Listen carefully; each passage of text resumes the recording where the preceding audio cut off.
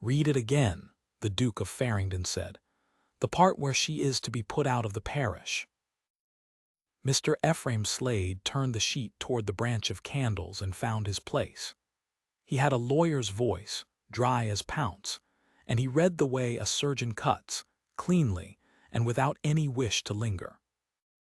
"It is humbly represented to his grace," he read, "that the woman prentice who keeps a writing stall at Aldwych Cross is a person of low cunning and worse blood, being got by a forger who died in the county jail, that she has had the handling of letters not her own, and of moneys not her own, the poor box at St. Wilfrid's being twice found light after her attendance, and that she does trade in the private business of her betters for a penny a page. It is prayed, therefore, that she be put out of the parish by Michaelmas, and that his Grace's name upon the notice would settle the matter, no man in the county caring to argue with it."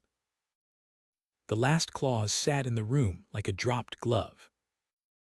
Farringdon had been standing at the tall window with his back to the candles, watching the last of the light go out of the park. Rain had come over the ridge an hour since, and the beeches along the carriage drive were bent all one way.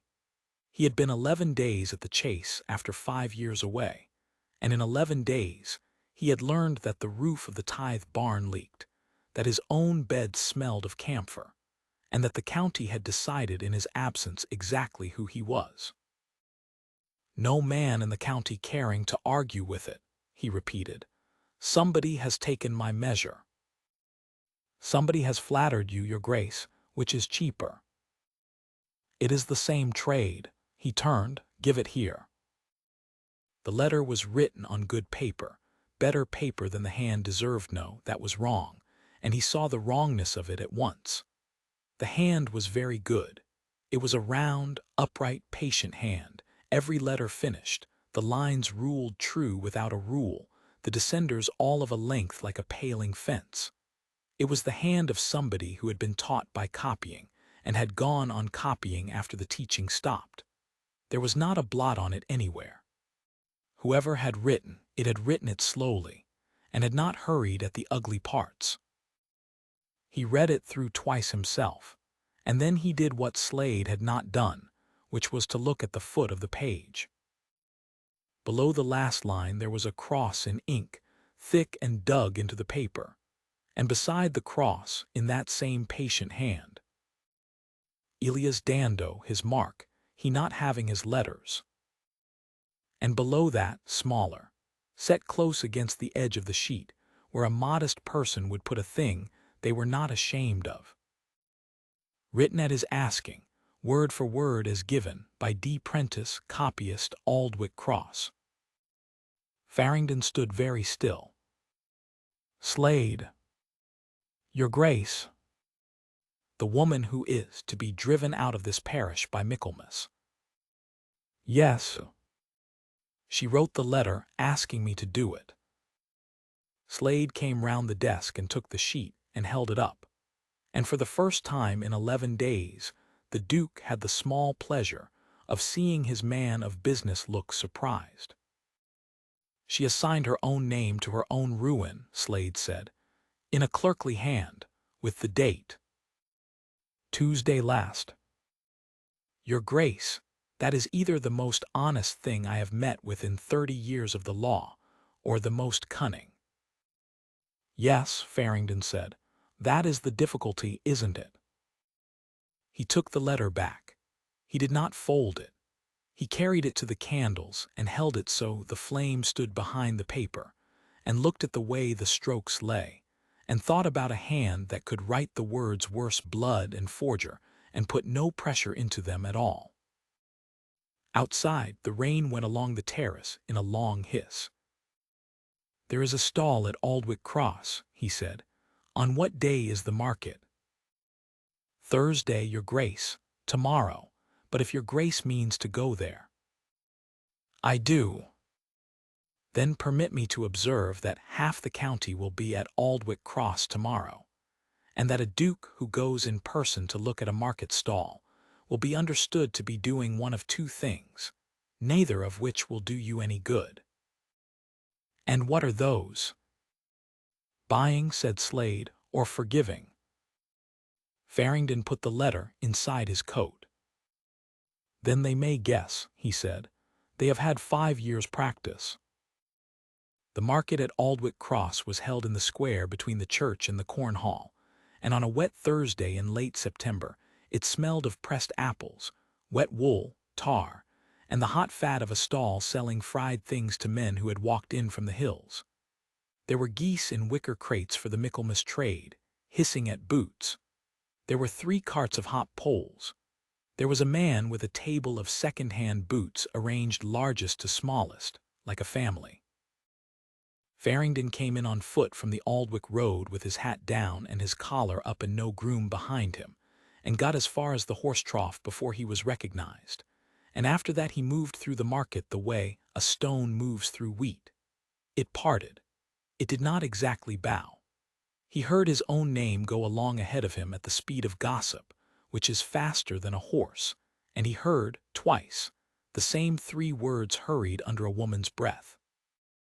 "The Winter Duke." Well, he had earned that, if not in the way they thought. The riding stall stood in the lee of the corn hall in the driest 3 feet of the square. It was not much. A trestle, a stool, a shutter of boards propped up on 2 poles to keep the weather off the paper. On the trestle there was a slate with the charges chalked on it in that same upright hand-a letter, 1 penny. A letter with figures, 2pence, read aloud, free. There was a stone jar of oak gall ink, a pot of sand, a box of sealing wafers, and 3 quills lying in a row with their nibs all cut at the same angle. Behind the trestle sat a young woman in a gray stuff gown gone shiny at the elbows, with a shawl crossed over her front and pinned, and her sleeves turned back twice off her wrists. She was writing. In front of her stood an old woman with a black bonnet and a soldier's discharge paper held against her chest like something that might get away. Farringdon stopped at the edge of the awning's drip line and did not announce himself. "Say it again, Mrs. Skeet," the copyist said. "Slowly, the bit about the pension." "That they've been telling me since Lady Day that the money's coming and it don't come, and I'm 71, and I've buried the both of them, and I don't want charity, I want what's put down in the book as mine." The quill went. It did not hesitate at 71, and it did not hesitate at buried. "I do not ask charity," the copyist read back. "I ask what stands written to my name in the book. Is that your meaning?" The old woman's mouth worked. "That's better than my meaning." "It's your meaning in a straighter coat." The quill went again. "Now, do you want it said that you're a widow of the parish, or do you want it said that your husband served 22 years, 3 of them under fire, and was discharged with the thanks of his officer?" "Can it be both?" "It can be both. Both costs the same penny." Farringdon found that he had folded his arms. He watched her finish it, sand it, shake the sand back into the pot with a flick that came of doing it 10,000 times, fold, and press a wafer. She wrote the direction on the outside and turned it round so the old woman could see, and put her finger under each word. "To the clerk of the pension office at the Ordnance Yard, Limbury," she read. And here at the bottom, written at her asking, word for word as given by D. Prentice, copyist, Aldwych Cross. "That's so they know you didn't write it, and so they know I didn't invent it. Now the penny. I've a hen instead." "Then it's a hen." She said it without any change of voice. "Put it in the crate behind, she'll be company for the other." The old woman went away with her letter held under her shawl out of the rain, and the copyist reached for the next paper on her pile. And only then did she look up and find a man in a black coat, standing at the edge of her awning with rain on his shoulders. She did not start. She did not stand. She looked at him for the length of one breath, and Farringdon had the odd sensation of being read the way he had been reading her paper the night before. Strokes, pressure, the places where the hand had hurried. "There is a queue, sir," she said. "There are 4 before you. That's Barrow with the tenancy, and the 2 Hobie boys about their mother's grave, and then a young man who has been 3 weeks working himself up to write to a girl in Netherstoke, and if he loses his place today, he'll not come again till Christmas." Somewhere behind him, a woman gasped in genuine horror. "Then I shall wait," Farringdon said. He waited 40 minutes in the rain at the edge of a market stall, and afterward he could not have said clearly why, except that going away would have been the beginning of a lie, and that he had spent 5 years and a great deal of money, and one whole scarred stretch of his life, discovering exactly how much a small lie at the beginning cost. He heard her put a tenancy question into 11 words. He heard her tell the Hobie boys what a stonecutter would charge them for a name and what he would charge them for a verse, and advise them to spend the difference on their mother's roof while she was alive to sit under it. He heard her refuse twice to write anything at all. Once for a man who wanted a letter to his brother's wife that began with the words "you have always known," and once for a boy of about 15 who wanted a letter of complaint about a wheelwright's yard. "Not that one, Tobit," she said to the boy low. "He shorted me a shilling." "He shorted you a shilling, and you're bound to him another 2 years. Write it in your head and keep it there. You can spend it later." Then the queue was gone, and the market was thinning, and the rain had stopped and started again, and she turned her stool to face him and put both hands flat on the trestle. "Now, sir," she said, "you know who I am. Everyone in the square has known for 3/4 of an hour. You're the Duke of Farringdon, and if you're here about the tithe barn, I can tell you the churchwardens have been writing to you for 2 years, and I know it, because I wrote 9 of the letters." "I never had them." "No," she said, "you wouldn't have. They went to the London house and your agent read them and sent back a form of words. I know the form of words. It has a very tired comma in it." Farringdon put a hand into his coat and did not bring anything out yet. "I want a letter written," he said. "A penny, 2pence with figures." Her hand went to a quill and chose the middle one. "Who is it to?" "To myself." Her hand stopped, and then went on, and she drew a fresh sheet from the box and squared it to the edge of the trestle. "That's a thing people do more often than you'd think," she said. "Go on." "You had better take it word for word as given." "That is the only way I take it." He watched her dip, and tapped the nib twice on the lip of the jar, and set it down. "It is humbly represented to His Grace," Farringdon said, "that the woman prentice, who keeps a writing stall at Aldwick Cross, is a person of low cunning and worse blood, being got by a forger who died in the county jail." The market noise went on around them, apples and geese and boots. The quill went across the page, round and upright and patient, and finished the word jail, and did not stop. "That she has had the handling of letters not her own," she said, without looking up, "and of moneys not her own, the poor box at St. Wilfrid's being twice found light after her attendance, and that she does trade in the private business of her betters for a penny a page. Then there's the prayer at the end about Michaelmas and your Grace's name. Do you want the whole of it, or shall I stop at the part you've already read?" She lifted her head. She had gray eyes, and the sort of face that a portrait painter would have called plain, and a stonecutter would have got right in about 4 strokes. And there was a smudge of ink along the outside of her right hand where it had dragged across a wet line, and she was not frightened of him at all, which he found he minded less than he minded the other thing, which was that she was not surprised either. "I wrote it on Tuesday, Your Grace," she said, "about 4 in the afternoon.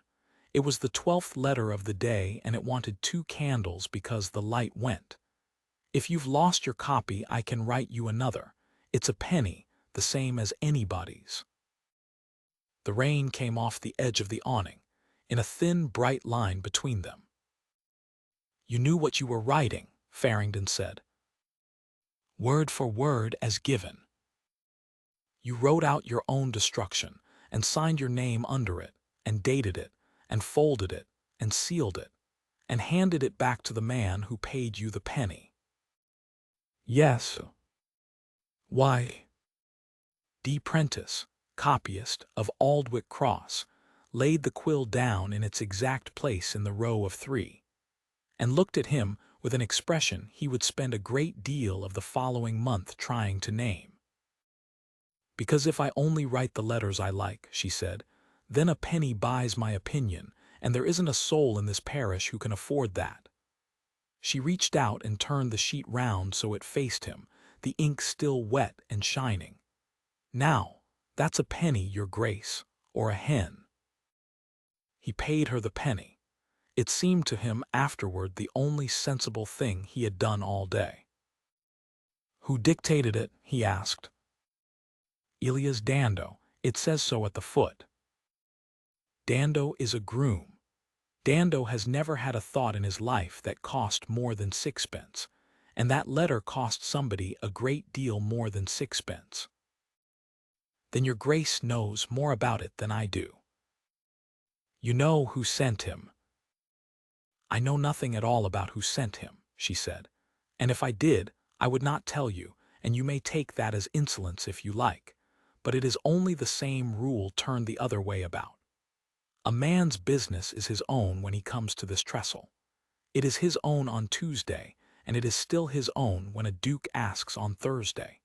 If it stopped being his own on Thursday, there would be no use in it being his own on Tuesday. Even when the business is to have you thrown out of your parish." "Especially then," she said, "or it isn't a rule, it's a preference." Farringdon looked at her for a moment longer, and then he said, "Your name is Prentice." Something moved behind the gray eyes and was put away. "Damaris Prentice." "And your father?" "Josiah Prentice, clerk to Mr. Hallett, the attorney at Limbury, until the year 7. She began, with great neatness, to stop up the ink jar and lay the quills into a wooden case lined with flannel. "He was taken up for putting Mr. Kelward's name to a lease that Mr. Kelward said he never signed. He was committed to the county jail at Limbury in November to wait for the assizes, and he took the jail fever in January, and he died on the 22nd of February, which was a Sunday, and he was buried outside the wall at St. Anne's because a man under committal is not a man cleared. He was 44. He had a very fine hand. It is where I got mine." She shut the flannel case and tied it. "Everybody in the county knows it," she said. "That is why the letter has it in. It is the strongest thing in the letter. It is the only thing in the letter that is true." "Miss Prentice." "There's rain coming heavier," she said, "and my paper spoils." She stood and began to take down the shutter of boards, and Farringdon found himself holding the far end of it because there was nobody else and it was falling. "Thank you. It leans there against the corn hall. Mr. Bligg lets me keep it inside if it's a wet week." He set the boards where she pointed. He was aware of the square watching. He was aware that Slade had been right, and that by tomorrow the county would have decided he was buying or forgiving, and had probably decided already. "Who committed him?" she said. He turned. She had the trestle under one arm and the flannel case under the other, and she was looking at him steadily across the wet cobbles, and it came to him that she had been waiting the whole 40 minutes to ask it, and had chosen the moment when his back was half turned, which was a copyist's trick and a good one. "The committal was signed by 2 magistrates," she said. "That's the form. Only I was 13, and they didn't let me see the paper, and Mr. Hallett is dead, and the clerk of the peace says the file has been in the county archive at Limbury these 10 years, and is not to be turned over for a person with no interest in the matter. so I have spent 11 years not knowing whose hands were on it." She shifted the trestle. "Your Grace will forgive me. It is a habit of mine to ask people who might know." The rain came on properly then, straight down, hammering on the awnings of the apple stalls. "No," said Farringdon, "I do not know." He had never in his life told a colder lie, and he had told it standing in the rain to a woman holding a trestle, and he carried it home with him 5 miles like a stone in his boot.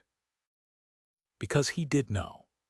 He had known before she said the name, in the half-second between Prentice and Josiah, and he had gone on standing there while she said the word jail twice, and the word fever once, and the date of a Sunday in February, 11 years gone. He had been 27. He had not been the Duke then. He had been the Marquis of Ryehill, a young man of enormous consequence and no experience whatever, spending an autumn at his uncle's house because his father had told him to learn the county.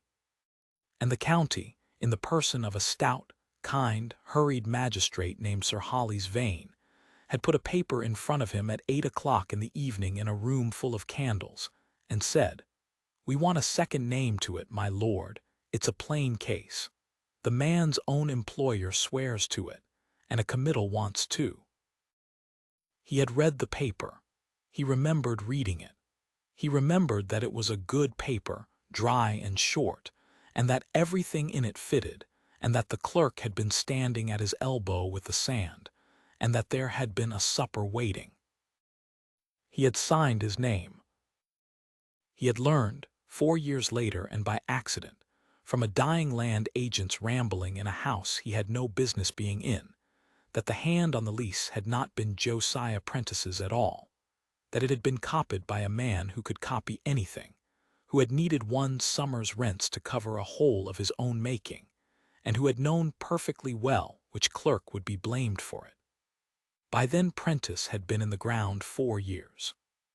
By then the agent was past swearing to anything, and died in the night, and left behind him a widow, a son, and an account book that told half a story and was burned by somebody before it could tell the rest. Farringdon had done what a young man of enormous consequence does. He had gone to the clerk of the peace and asked what could be done, and been told, in the gentlest possible way, that nothing could be done, that a committal was not a conviction, that the man had never been tried and therefore had never been condemned, and there was accordingly nothing to reverse, and that if his lordship wished to make some private provision for the family it would be very handsome of him. He had made the private provision. The money had been sent through an attorney, anonymously, quarterly, for 2 years, and had been returned every quarter by a woman with a very fine hand who wrote each time, politely, that the family took no money that would not give its name. He had stopped sending it. He had gone abroad. He had come back and gone north and bought coal and iron and quarreled with his father and buried him and become the Duke of Farringdon. And in the whole of that time, he had never once had the courage to put a stamp on an envelope and write plainly to the address in Aldwick Cross, the one sentence that would have cost him something. And the county called him the Winter Duke because he never withdrew a thing, never softened a term, never took a name back once it was given, and they thought it was hardness. It was not hardness. It was the opposite, kept in a locked drawer. The Chase was lit when he got back, and Mrs. Cassia Bligh was in the hall with a lamp, having stood there, he suspected, since dusk, because she had been his nurse, and then his housekeeper, and had never in 40 years accepted that he had stopped being 9. "You are wet through," she said, "and there is a person in the small library." There is not going to be a person in the small library at 8 o'clock at night. "There is Mr. Fanshawe," said Mrs. Bligh, "who has been there since 6 with a case of papers, and who has told Judd twice that he will wait as long as is needful, in the tone of a man who means it to be repeated." Crispin Fanshawe rose when the Duke came in and did it well. He was perhaps 34, neat, sandy, pleasant-faced, dressed a shade better than an agent should dress, and not a shade too well. And he had the trick, which Farringdon had noticed within a day of arriving, of standing always where the light was behind him. "Your Grace has been at Aldwick Cross," Fanshawe said. "Word travels. Word gallops in a wet week. There is nothing else to do." He indicated the case. "The Michaelmas accounts, and the rent roll, and the list of arrears, which I would rather you saw from me than from the tenants, since half of them will tell you they have paid and the other half will tell you they cannot." "Sit down." They went through it for an hour and a half, and Farringdon, who had spent 5 years learning to read a colliery's books and had found it the most useful education of his life, was interested to discover that Fanshawe's books were beautiful. They balanced. They were ruled in 2 colors. The arrears were annotated with little notes of circumstance: widow, poor season, sheep lost in, a small, sloping, agreeable hand. He was interested, too, that his own eye kept catching on one line. "Barolay," he said. 91 acres, improved, drained in the year 12 at a cost of £410, let on a 21-year lease at £90 the year. Let to whom? To Gaffney. Fanshawe's finger went to the ledger without any hesitation whatever. Simeon Gaffney, a good tenant, your Grace, though slow. And when did Gaffney sign? In the spring of the year 12, when the drainage was finished. That is remarkable, Farringdon said, because I attended Simeon Gaffney's funeral in the spring of the year 12. It was the last thing I did in this county before I went north. His widow gave me a glass of blackberry wine and told me the Chase had never done a thing for them, and I remember it because I could not answer her. The silence lasted perhaps 3 seconds. It was, Farringdon thought, an extremely well-managed 3 seconds. Then it will be the son, Fanshawe said. Simeon the younger. They are all Simeons at Barrow. It is a plague in that family. I shall confirm it and send your Grace a note. Do. May I say, said Fanshawe, gathering the case, and now the light was behind him again, that your Grace being at the market today will have been marked. There is a notice going about the parish. The churchwardens have it drawn up already concerning the woman Prentice. So I understand. They only want a name on it. None, the vicar, will not put his to it alone. He is a mild man, and she reads to his mother on Fridays, and he has scruples. But it wants settling before Michaelmas, and if the thing is left to fester, your Grace, it will be said around the county that Farringdon does not keep his own parish in order, which after 5 years, a small, careful, entirely respectful pause would be listened to. Farringdon stood by the fire with his hands behind him, and let the pause be as long as it wanted to be. What is she supposed to have taken from the poor box? He said. 3 shillings and some coppers in June, and a little more at harvest. Was she taken up for it? No. Was she charged? No, your Grace. The wardens did not care to make a business of it. Then the wardens either believed she had taken it, in which case they have neglected their plain duty for 4 months, or they did not believe it, in which case they have let a woman's name be knocked about the parish for 4 months for the pleasure of the thing. Which was it? Fanshawe smiled, faintly and pleasantly, as at a difficult child. Your Grace has been in the north, he said. Country parishes are not so exact. They are exact when the rent is due. Farringdon turned round. I will not sign the notice. It is only a form. It is not a form. It is my name. My name shuts a door that does not open again, and I have some experience of what is behind that door, and I will not put it to a paper about a woman I have spoken to once, on the word of a groom who cannot write his own. He took the letter out of his coat and set it on the table between them, face up, and did not miss the fact that Fanshawe's eyes went to the foot of the page before they went to the top, which was not where an innocent man's eyes go. "Do you know Elias Dando?" "He is at the Chase stables, a dull fellow." "Send him to me tomorrow." "He went off on Tuesday night, your grace. His mother is ill at Netherstoke. I gave him leave myself." "How convenient for his mother," said Farringdon, "to have fallen ill on exactly the right evening." When Fanshawe had gone, he sat down at the long table in the small library with the letter, and a branch of candles, and the rain going on outside. And he did the thing he had come home half meaning to do since he first held the paper to the light. He sent for the old lease books. They came up from the estate room in a wheelbarrow, 4 of them, foxed and swollen, smelling of mice, and Judd set them on the table with the air of a man delivering a coffin. Farringdon opened the volume for the years 10 to 14 and turned pages until he found Barrow Lay. And there it was, 91 acres, 21 years, £90, and at the foot the signature. Simeon Gaffney in a rough, laborious, honest hand, the sort of signature a man makes who has been taught to write his name and nothing else.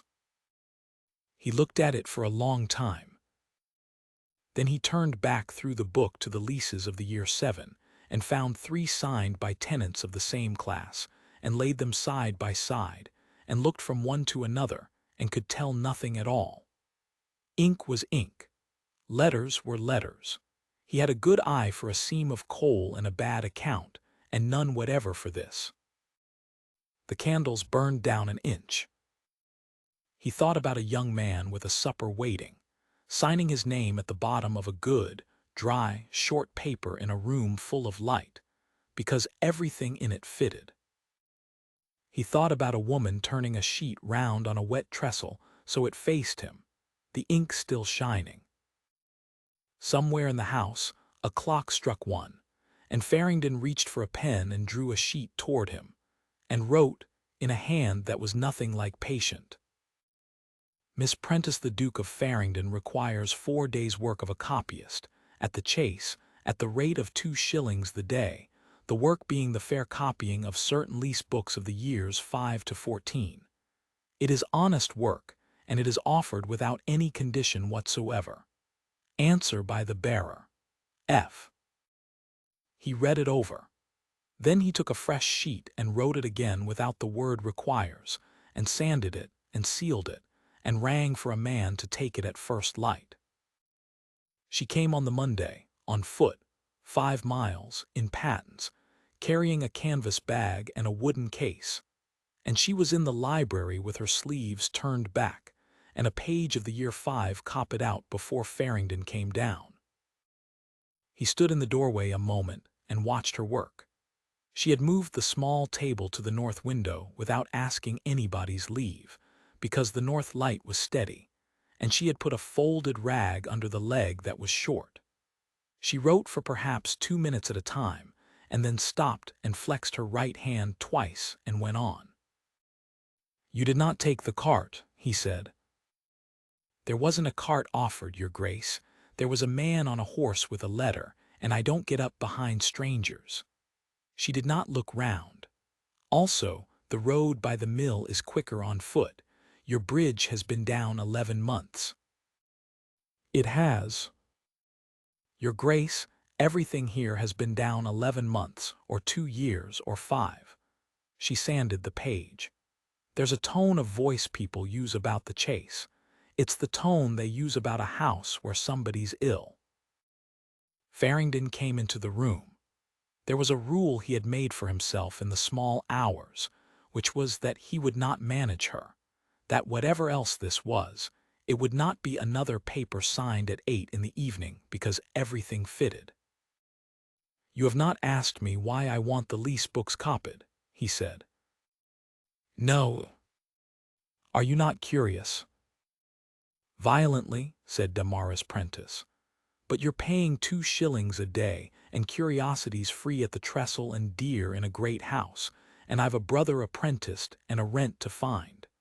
She set the sanded sheet aside and squared a fresh one. "Also, I know why." "Do you?" "You want to see whether a hand can be learned." She said it evenly, without triumph.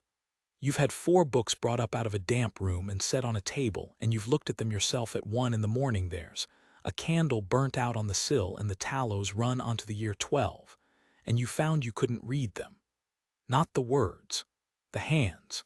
So now you want them copied by somebody who can, so that you can ask her what she sees, without ever having to ask her plainly." Farringdon sat down on the arm of a chair. "And if I asked you plainly?" "Then it would cost you something," she said, "and you've not decided yet whether you're willing." There was a silence, in which a coal fell in the grate. "Miss Prentice, how old are you?" 24. "You are the most uncomfortable person I have met in 15 years, and I have spent those 15 years among men who buy coal." "That's because they want your money," she said. "I want your 9pence for the ink, which you have not offered, and I'll not be shy about asking, and I'd be obliged if you'd sit down properly, because you're standing where the light is." He moved. He was aware, moving, that Mrs. Bly was in the passage outside with a duster she had been using on the same 6 inches of banister for a quarter of an hour. He gave her the 9pence. The copying took its 4 days, and then a 5th, and on the second morning Farringdon stopped pretending to read the newspaper at the far end of the room and brought a chair to the end of her table. "Teach me," he said. "Teach you what?" "To see what you see." She looked at him for a moment with her chin down. Then she pushed the ink to one side and drew 3 sheets from her canvas bag and laid them out. "Then it's a lesson and not copying, and I'll not take the 2 shillings for the hour." "You will take the 2 shillings, or the lesson is charity, and I have had my fill of charity in this county, chiefly from myself." That got him a glance. It was the first thing he had said that she looked at twice. "Very well," she said. 3 rules. First, nobody writes their own name the way they write anything else. Your own name is the one word your hand knows without your head. Look." She turned a sheet round. "That's a receipt from Mowbray the corn factor. All these words here are his letters. But this, at the bottom, look how the pen never comes off the paper. Look how the last stroke goes past where it needs to and comes back. That's 40 years of writing it. You can't teach a hand to do that in a fortnight, and when a forger tries, he does the opposite. He draws it. He goes slowly, because he's being careful, and slow is thick and even. A man writes his own name faster than anything on the page. A man writes another man's name slowest." Farringdon looked at the receipt. He looked at it again, and something in it moved, the way a face comes out of a hedge once you have seen it there. "Show me a slow one." "I've none by me," she said. "I don't keep such things, but you'll know it when you see it, because the ink sits differently. A quick stroke drags and thins at the end. A drawn stroke is fat all the way, and it stops where it was told to stop." Second rule. Second, the paper remembers pressure. Turn it over. She flipped a sheet. "There. You can feel the writing on the back of a fast hand like a road. A drawn hand is flat, because the man is thinking about the shape and not about the meaning. Anybody who writes what he means presses." "And the third?" Damaris Prentice put her hand flat on the table. "The third is not a trick," she said. "The third is that a hand is a person. If you'd let me look at 9 letters written by a man I never met, I could tell you whether he'd been ill, and whether he was afraid of the person he was writing to, and whether he wrote standing up, and whether he loved his mother. And that is why I don't do it for hire, your grace, and why I've refused money for it 4 times in this parish, and once from a gentleman in a gig from Limbury who offered me 2 guineas. Because there's no honest use for it that isn't the law's, and the law never asks a woman. He was quiet for a while. How many letters have you written, he asked, in your life? 9,412, she said, to Saturday. You are inventing that number to impress me. No, Your Grace. And now she was almost smiling, which changed the plain face entirely and was, he thought afterward, extremely unfair of her. You may see for yourself. It's in the bag. What came out of the canvas bag were 3 daybooks, stitched, limp, backed with brown paper, each about the size of a hymnal and heavy out of all proportion. My father kept a clerk's register, she said, because Mr. Hallett made him, and because he said a letter that isn't recorded is a letter that can be sworn to afterward any way a man likes. When I started at the trestle I was 13 and I did what he did, because it was the only thing of his I had left to do. She opened the middle one. The pages were ruled in 5 columns and covered in the same upright hand, smaller than she used on letters, thousands upon thousands of lines. Date. Who asked, where sent, what it was about in 6 words, and the fee or the hen. Farringdon leaned over it. Not the words themselves. Never the words. 6 words of my own, no more, and never a name that wasn't in the direction. Any more than that, and it's not a register, it's a keyhole. She turned a leaf. 19th of March, year 18. Hobie, Nan to her sister at Pomeroy about a debt and a coat. 9pence, that's all. But if Nan Hobie were told next year that she'd never written, or that she'd written something else, that line would stand up in a court and say when, and who, and roughly what, and the court could send for the letter itself. And how many of these are there? 11, said Damaris. 11 years. He looked at the 3 on the table and thought about a parish of some 900 souls, and 11 years, and a woman who wrote down when and who and roughly what, and did not read them out to anybody. Miss Prentice, he said slowly, does it not occur to you that these books are the most dangerous objects in this county? It occurs to me every night, she said, when I put them under the floor. The parish did not like it. He had not expected that it would, and he had not expected to mind, and he found he minded a great deal. It reached him in pieces over that fortnight, the way weather reaches a man who does not go out. From Mrs. Bligh, who reported things over the tea tray with her mouth pursed. From Judd, who reported nothing and whose silences were a kind of weather-glass.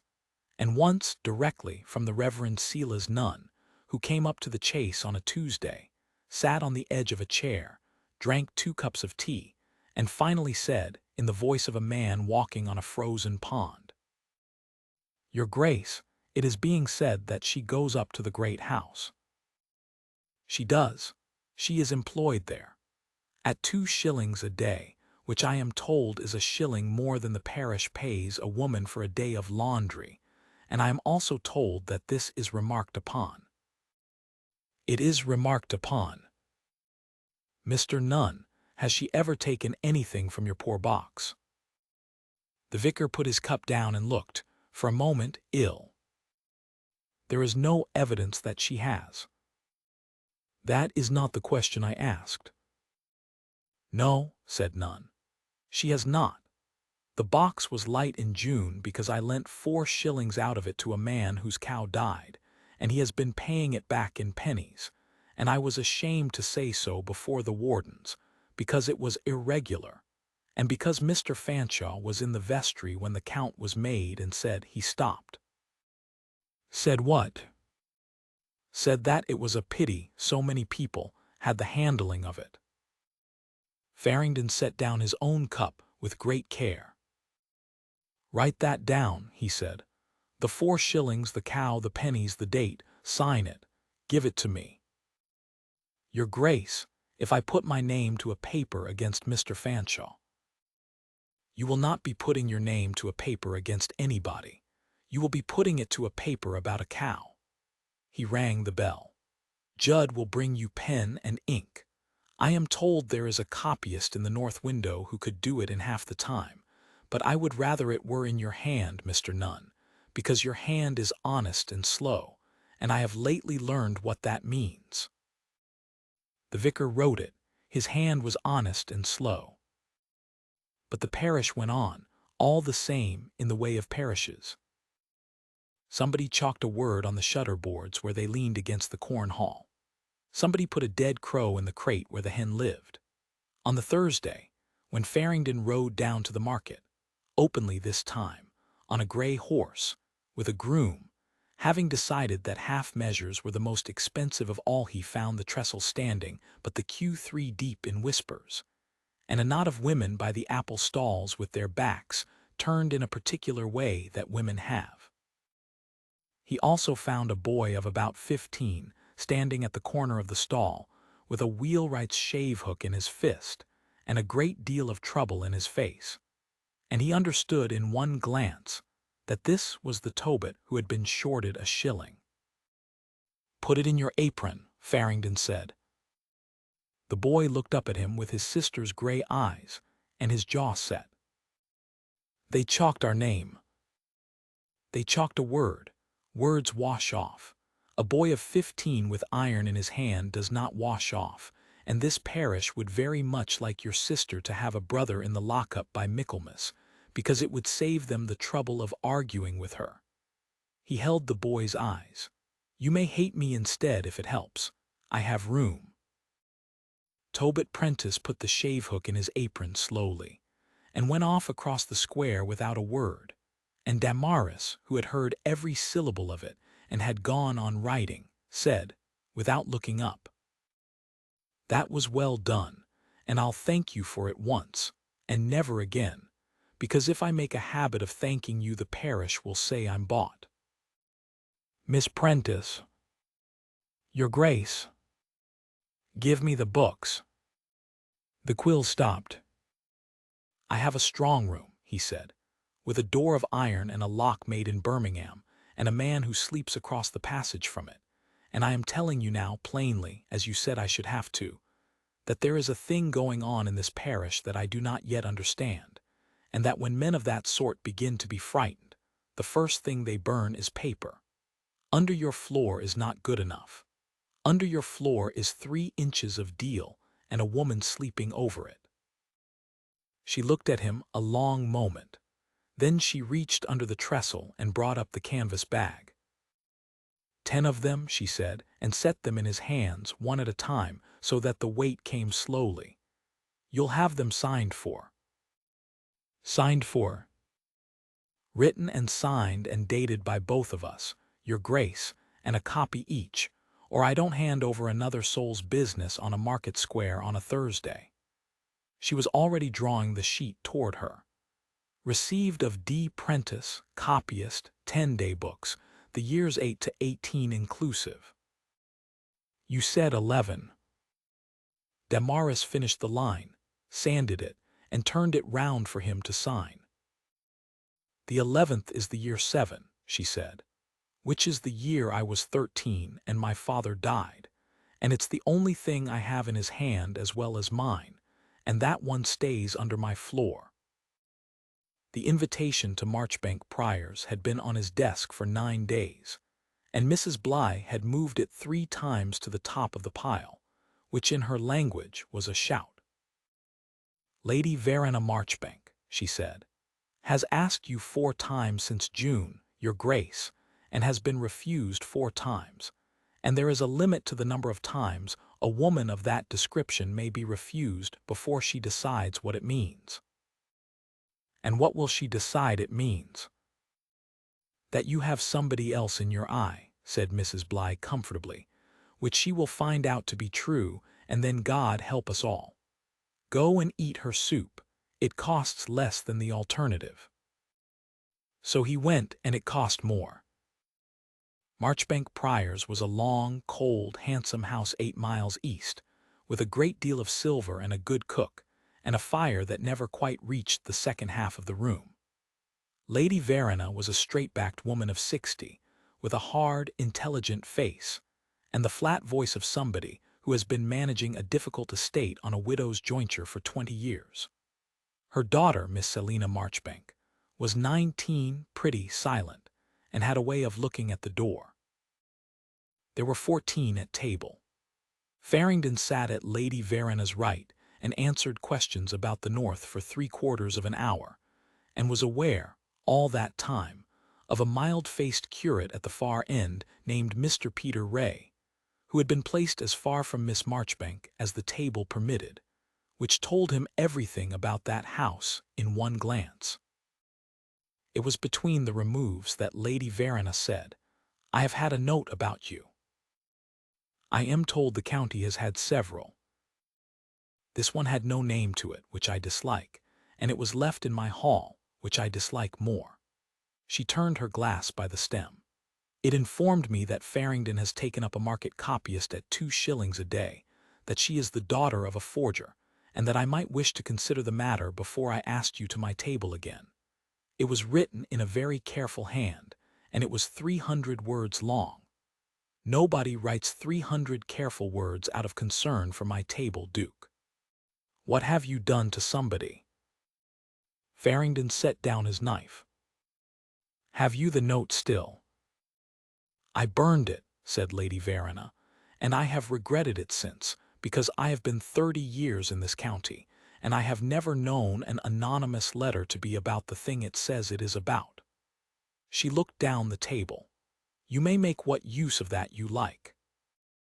Farther along, a florid man named Sir Dunstan Kelwood, the son of the very Kelwood whose name had been forged 11 years ago on a lease, a fact that arrived in Farringdon's chest like a stone dropped down a well, laughed and said, loud enough for the room, "Oh, we all know the 'prentice girl.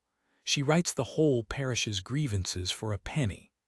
My bailiff says half the letters that plague me come out of that trestle. There ought to be a license for it." "Should there?" said Farringdon. "Certainly there ought. A man may say what he likes, but the moment a thing is written down it becomes a nuisance, and when it is written down neatly it becomes an expense." "That is the most honest defense of ignorance I have ever heard at a dinner table," said Farringdon, "and I congratulate you on it."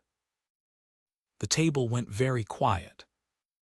Lady Verena, after a moment, said, "Sir Dunstan, the woodcock," and the moment closed over. But it did not close cleanly, and at 10:30, when the ladies had gone through and the men were standing about with their glasses, Farringdon came out into the hall for air and found something he was not meant to find. Damaris Prentice was standing in the passage by the still-room door with her bonnet in her hand, and a footman was telling her, in a bored voice, that her ladyship had been served, and the answer was to wait. She had walked 8 miles. "Miss Prentice." She turned. Her hem was 6 inches deep in mud, and the mud had dried. "Your Grace," perfectly steady. "It's a commission. Her ladyship's steward sent word Saturday 140 invitations to be written out for the November ball, at 1 shilling the 100, which is a poor rate, but 140 is a fortnight of trestle money in 2 evenings. I was to come tonight for the list of names and the pattern of the wording." "At 10:30. When the house is done with dinner, that's the usual hour for it." She said it without any bitterness at all, which somehow made it worse. "It's how the thing is done, Your Grace. It always has been." The footman had gone very still. "Where were you to wait?" "Here. Standing. There's a chair by the boot-room." Farringdon looked at the passage, at the cold flags, at the mud on her hem, and felt something turn over in him that he had spent 5 years believing was rusted shut. "Bring the list to the small drawing-room," he said to the footman, "and a chair to the fire, and something hot, and tell her ladyship that the Duke of Farringdon is engaging her copyist in conversation, and will not be hurried." "Your Grace," said Damaris, "you may be angry with me on the road home." "Oh, I shall be," she said. "You've just made me the most talked-of woman in 2 parishes for the sake of a chair." And she was right, and he knew she was right within 10 minutes, because the drawing-room door was open and the ladies were in the next room, and the conversation carried, and Lady Verana's guests discovered that a copyist was warming herself at the fire in the small drawing-room with a cup of negus and the ball list in her lap, and came, by 2s and 3s, to look. It was very well done. It always is. "How clever you must be," said a Mrs. Ferris, "to write so many words and never grow tired of them." "It is not clever, ma'am. It is only practice." "And do you read them all? The letters you write for people, all those little sorrows?" "I write them, ma'am.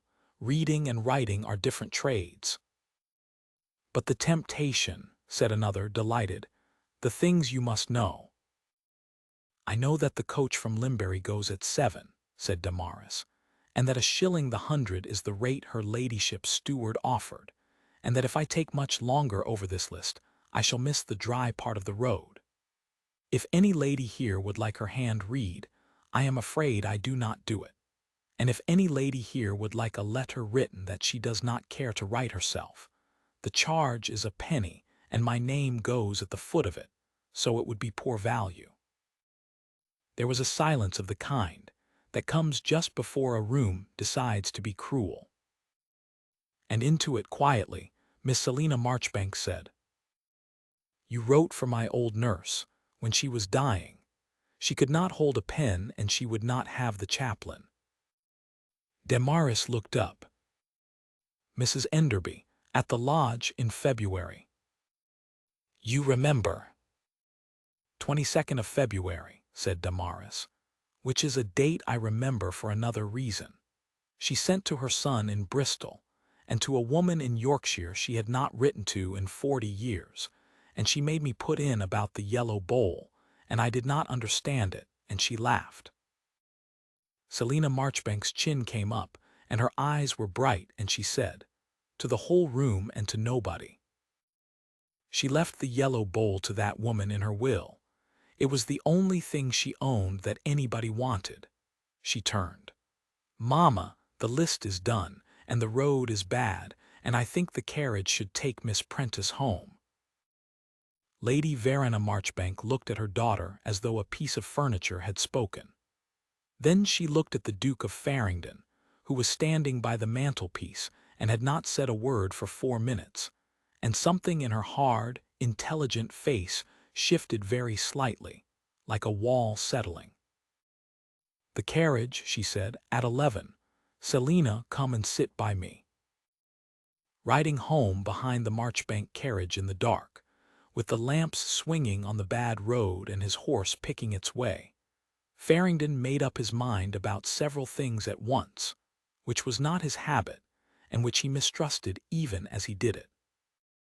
The first thing he did, at 9 the next morning, was to send for Nunn and the 2 churchwardens in Slade, and inform them that the office of clerk copyist to the parish of Aldwick Cross, which had lapsed in the year 9, was thereby revived, that it carried £12 a year, and the use of the vestry table on Fridays, that its holder would keep the register of parish letters and the fair copy of the vestry minutes, and that it was offered to Miss Damaris Prentice.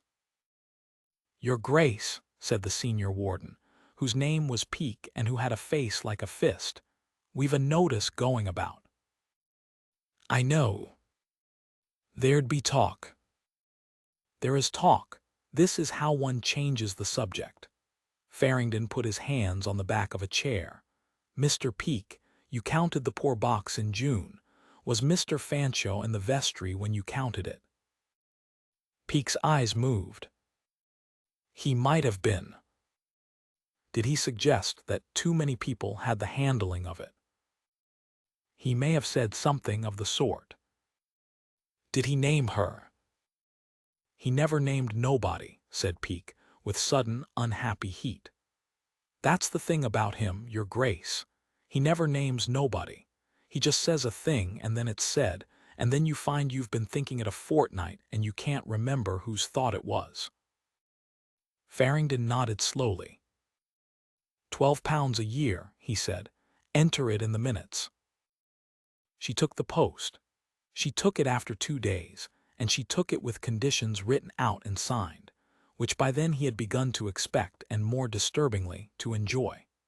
That the register would be open to any parishioner about their own letters, and to nobody about anyone else's. That she would keep her trestle on Thursdays, and that the £12 would be paid quarterly from the parish chest, and not from the chase, so that no man may say the copyist is the Duke's. You do not make it easy to help you, he said. You are not helping me, your grace, she said. You are correcting a parish that has been crooked since before I was born, and it happens to run through me. And if you ever start confusing those two things, you'll do me a great deal of harm and feel very well about it. There were 11 days of something like peace. He thought of them afterward as the 11 days, and they had in them the copying of the year 14, the discovery, made by Slade in the estate room with his coat off, that £410 had been paid for the drainage of Barrow Ley to a contractor at Netherstoke who could not be traced. A Friday in the vestry, when Farringdon came in on some invented business about the bell frame, and found her teaching 2 women of the parish to write their own names, badly, laughing, with the ink pot between them. The day the shutter boards were mended by somebody unknown, and the chalked word planed off. A walk back along the mill lane in which she told him about the 11 years of returned money from an anonymous attorney, and that her mother had said each time, "We take nothing that won't give its name," and that her mother had died in the year 15 of a weak chest and a hard winter, and that she had never once told her mother she thought her wrong. He walked the whole of the last half-mile without speaking, and she let him. On the 12th day the constable came up to the chase at 7 in the morning, with a warrant sworn before 2 magistrates at Limbury, for the apprehension of Damaris Prentice, spinster, of Aldwick Cross, on a charge of uttering a forged bill of exchange for the sum of £40. Farringdon read it standing in the hall in his shirt-sleeves, with his coat over his arm. Sworn before whom? Sir Dunstan Kelward, your grace, and Mr. Vane at Limbury. On whose information? Mr. Fanshaw's, your grace. He come in Tuesday night with the bill. Says it was passed at the Netherstoke Bank against the Chase's account, and the money drawn. £40. £40, your grace. The constable, an anxious man named Dobbs who had known Farringdon since he was a boy on a pony, turned his hat round twice. It's in her hand, they say. The bank clerk swears to it, and there's a paper of hers went with it, a note of the parish letters, with her name at the foot of that too. Farringdon put his coat on. Where is she? Vestry, your grace, it being Friday. Dobbs swallowed. There's a crowd going down.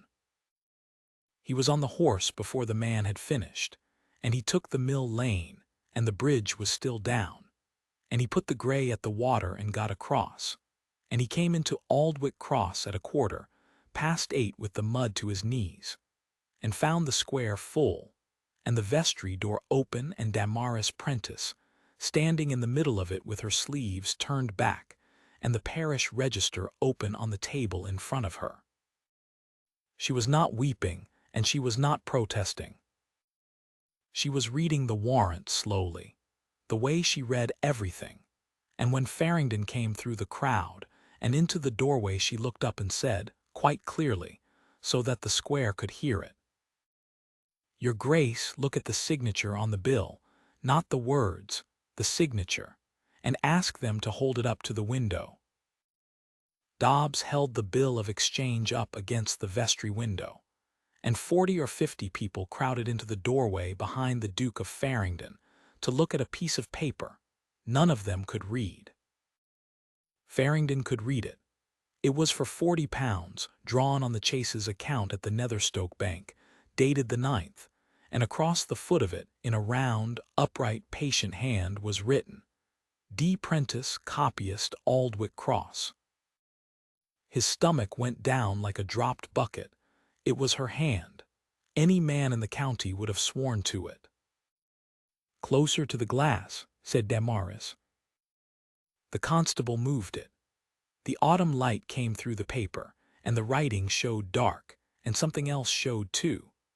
A faint constellation of very small holes, no bigger than the point of a pin, along the tops and bottoms of the letters, and one at the crossing of every stroke. "There," she said. "Do you see them, your grace? Count the ones in the P, there are 9. "What are they?" "They are how it was done." She had not moved from the table. Her voice had gone flat and clear, the voice she used for reading a direction aloud to an old woman, putting her finger under each word. A man who cannot copy a hand takes a paper with a hand on it, and lays it on a fresh sheet with a card between, and pricks through the outline with a needle. Then he takes the fresh sheet and joins the pricks with ink. It is called pouncing. It is how a milliner copies a pattern. It gives you a shape that is perfect and dead. "Dead," Farringdon repeated. "Look at the ink. There is no drag on any stroke. Every line is the same fatness at both ends, because the pen went slowly and stopped where it was told to stop. And turn it over, Mr. Dobbs, if you please turn it over and feel the back. Flat as a shutter. I have never in my life written a word without pressing, and neither has anybody who meant what they wrote." She looked past Farringdon at the crowd in the doorway. "And there is a fourth thing," she said, "which is that whoever pricked it had to have a paper with my name in that exact size to prick from, and I have written my name at the foot of some 9,000 letters, and every one of them went away in somebody's pocket, and I do not know which of them he used. So do not any of you go home and say the Duke of Farringdon browbeat a bench for me. There is a man in this parish with a needle and one of your letters." That was, Farringdon thought afterward, the moment the parish began to turn. And it turned not because of him, and not because they believed her, but because 40 people who had each paid a penny for a letter suddenly wanted very much to know which of them it had been. They took her to Limbury all the same. The law had its forms, and the forms had to be gone through. And Farringdon, who had been a magistrate of the county since he was 26, and had not sat on the bench in 11 years, for reasons he had never explained to anybody, discovered that his name was still on the roll. He did not sit. Slade was emphatic about it, and for once, Farringdon did not argue. A duke on the bench in a case where he was the injured party in the bill, and the patron of the accused would have handed Fanshawe exactly the weapon he wanted. So he sat in the body of the room in the Limbury Sessions House with his hat on his knee, among corn factors and attorneys' clerks and the idle of the town, and watched a bench of 3 examine Damaris Prentice for 2 hours and 10 minutes. Sir Dunstan Kelward was in the chair, florid and pleased. Mr. Vane, thin and deaf, was on his left, and on his right was a young man named Merrick who had come out from London to marry an heiress in the neighborhood, and had accepted the commission of the peace as a thing gentlemen accepted, and who wrote everything down. Fanshawe gave his evidence beautifully. That was the horror of it. He did not accuse her. He never once accused her.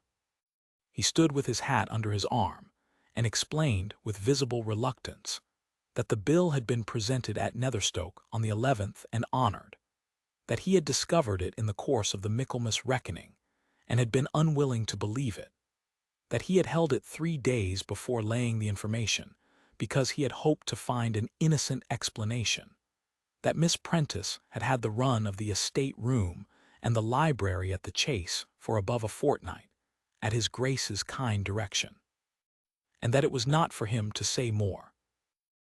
"You do not charge her," said Merrick, writing.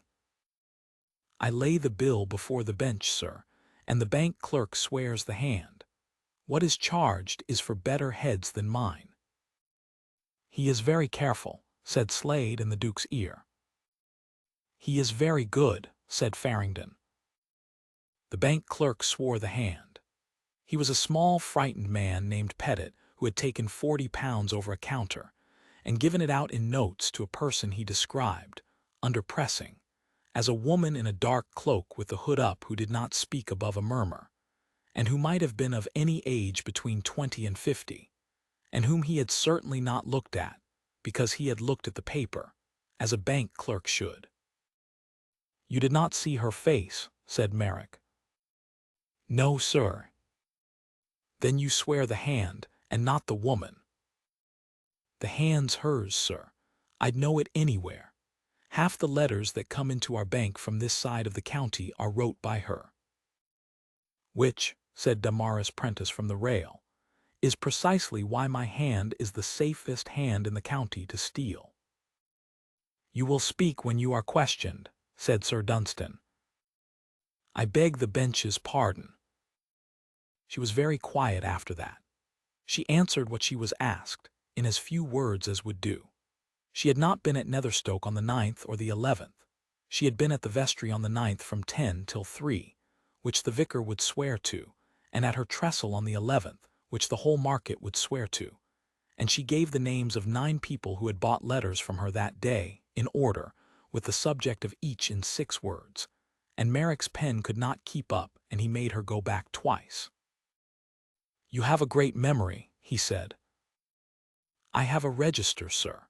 And no, I will not produce it, because it is other people's business.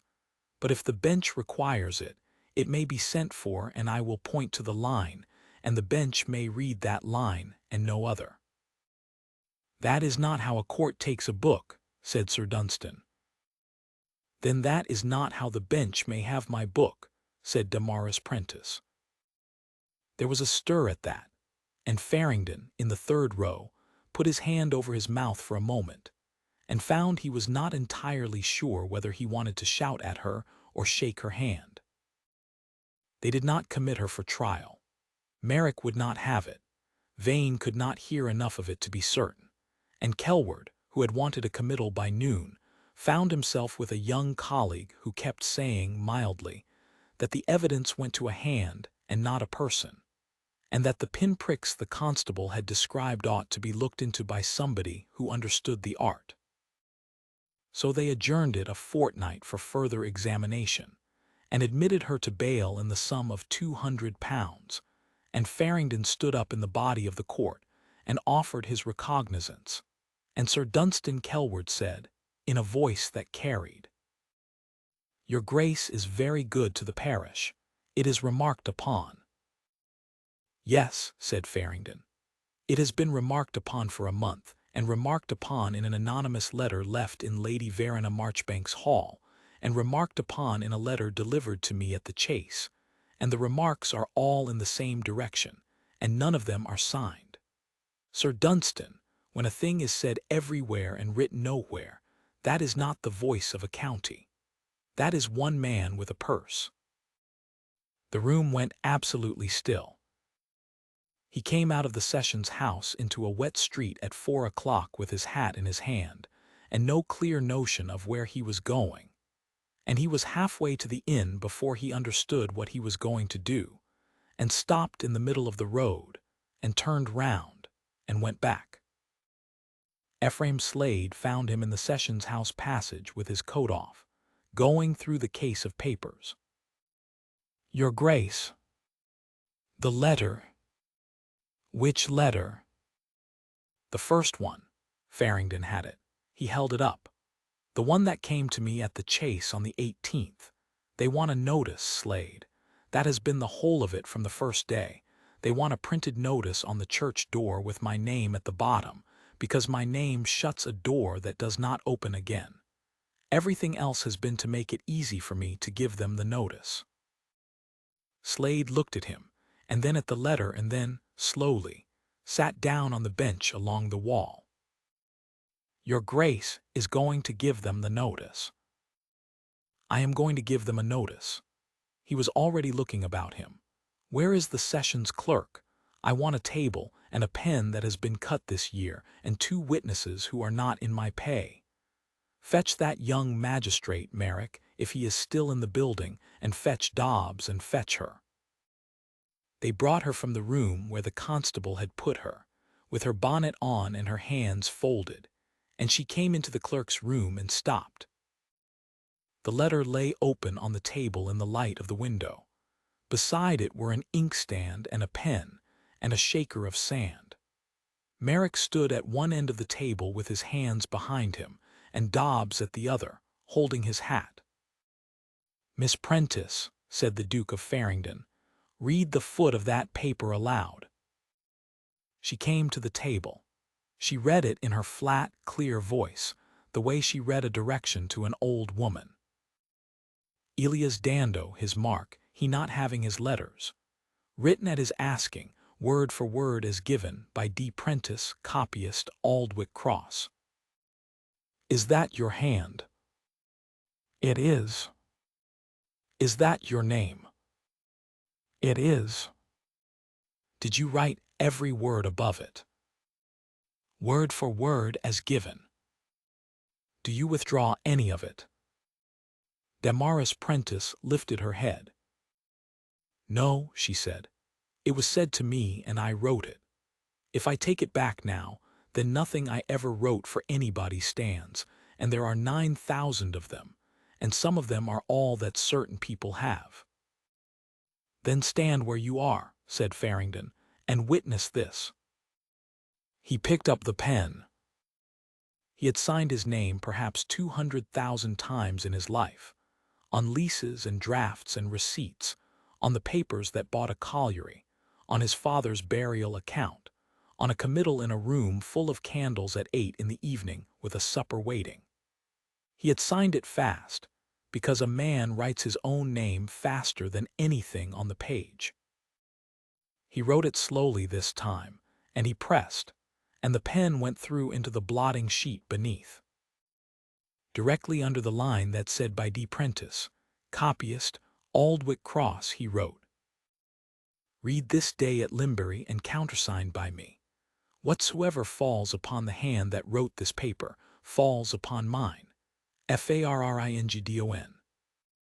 He put the pen down. Nobody said anything at all. Dobbs the constable had gone the color of a boiled cloth. Merrick the magistrate stepped forward, read it, and stepped back with an expression of a man watching a bridge being burned in an orderly manner. "Your Grace understands," Merrick said carefully, "that this document is an accusation against her." "Yes." "And you have subscribed it." "I have subscribed her name," said Farringdon. "She did not write that letter to ruin herself. She wrote it because a man paid her a penny, and she keeps her word to every soul in that parish, and the county has decided that this makes her a danger. Very well. Then the county may have the pair of us. Mr. Merrick, you will oblige me by making a memorandum of this in the sessions book, with the date and the hour, and you will oblige me further by making 3 fair copies." "3, your Grace." "For the bench, 1 for the printer at Limbury, who is to set it up entire the whole letter from the first word to the last, and both names at the foot, and no other word added by anybody, and to strike off 200, and I will pay for them at his own price and want no discount." He picked up the sand shaker and set it down again without using it, and looked at the wet ink. "The 3rd goes on the church door at Aldwick Cross tomorrow, beside the notice they have had drawn up since Michaelmas." "Your Grace," it was Damaris. Her voice had lost the flatness. "Your Grace, you cannot. You are putting your name to a paper that says my father was a forger and that I am a thief, in 200 copies, in print." "I am putting my name where yours already is," said the Duke of Farringdon, "and I am doing it in front of a magistrate, and it will be read by every man in this county who has ever wanted to know what I would spend my name on. They wrote that letter to be unanswerable. Very well. Let them find out what it is like to have it answered by being agreed with." She stood looking at the table for a long moment. When she raised her head, her eyes were wet, and she was, he saw with something close to terror, furious. "You have just made yourself a hostage for a woman you have known 5 weeks," she said. "Yes." "Why?" And Farringdon, who had not intended to say any part of it, and who had rehearsed no version of it that was not a lie, heard himself say, "Because 11 years ago I signed a paper in a room full of candles, and I have spent every day since finding out what my name does when I put it in the wrong place, and I am tired, Miss Prentice. I would like, before I die, to have put it in the right one."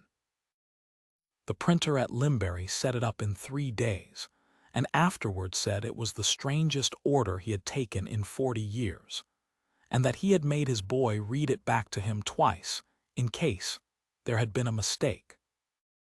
There had been no mistake. The sheet came out 1.5 feet long, headed with nothing at all, the letter set entire from the first humble word to the last, and at the foot, in the same size type as everything else, so that no man could say a thing had been made to shout. ELIASDANDO, his mark, he not having his letters. Written at his asking, word for word as given, BYD Prentice, copyist ALDWICK Cross. Read this day ATLYMBURY and countersigned by ME. Whatsoever FALLS upon the hand that wrote this paper, FALLS upon mine. FARRINGDON. It went up on the church door at Aldwick Cross on the Saturday, and on the Corn Hall, and on the door of the Sessions House at Limbury, and at the Ram at Netherstoke, and it went into the county paper on the Wednesday, because the county paper would have had to be dead not to print it. And after that it went everywhere, in the way that a thing goes when it has been made impossible to summarize. Farringdon had expected to be laughed at. He had made his peace with that on the ride home from Limbury, somewhere about the 4th mile.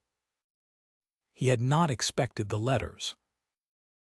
They began on the Monday, and by the Friday there were 60 of them, and by the end of the 2nd week 190, and Mrs. Bligh brought them up on a tray because there was no other way to carry them. They came from Aldwick and Netherstoke and Pomeroy and the Hill Farms and the Limbury back streets. Perhaps 40 were in her hand, which he had not thought of, and which cost him something to look at, 9 years of pennies coming home. They said, in 100 bad spellings and 4 or 5 good ones, the same thing over and over. That she had written to a son in the Indies for a woman who had no money 3 times for nothing. That she had read a summons aloud in the market, and told a man in front of everybody that it was a summons and not a bill, and saved him £9. That when the fever was at Netherstoke in the year 16, she had come and written the wills, 21 of them in 5 days, and would not take a fee off a dying man, and had taken it off the ones who lived, at the usual penny. That she had refused, in front of witnesses, to write a letter that would have ruined a girl at the mill, and had said, out loud, that she would write it if the woman would put her own name to it, and the woman had not. And 40 times over, that she had written the letter against herself and had not lied about it. "It has gone the wrong way for them," Slade said, with satisfaction, going through the pile with a paper knife. "One cannot ruin a woman by publishing a list of her virtues, and by publishing the accusation entire. Your Grace has obliged the whole county to read the accusation entire, which nobody ever does. Anonymous letters live in the dark.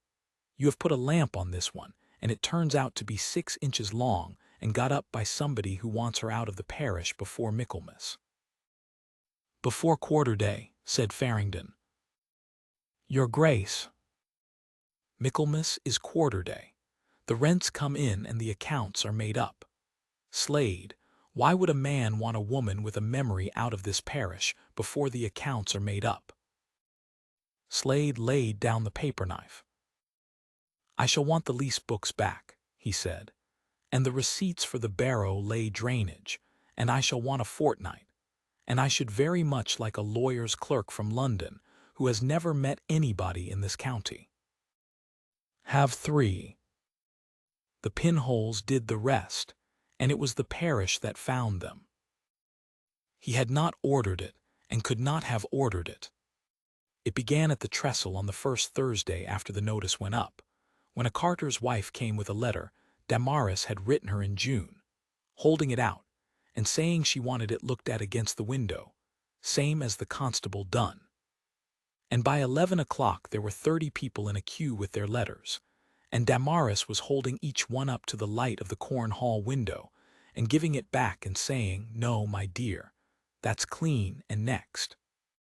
And by the second Thursday it had become a kind of solemn festival, and the whole parish was carrying its private business about in its pockets to be held up to the sun. On the third Thursday, a woman from Netherstoke named Sarah Dando brought a letter that had been written for her in the spring, about a coat and a debt and a place for her son at the Chase stables, and Damaris held it up and went quite still. Farringdon was at the far end of the stall. He crossed to her.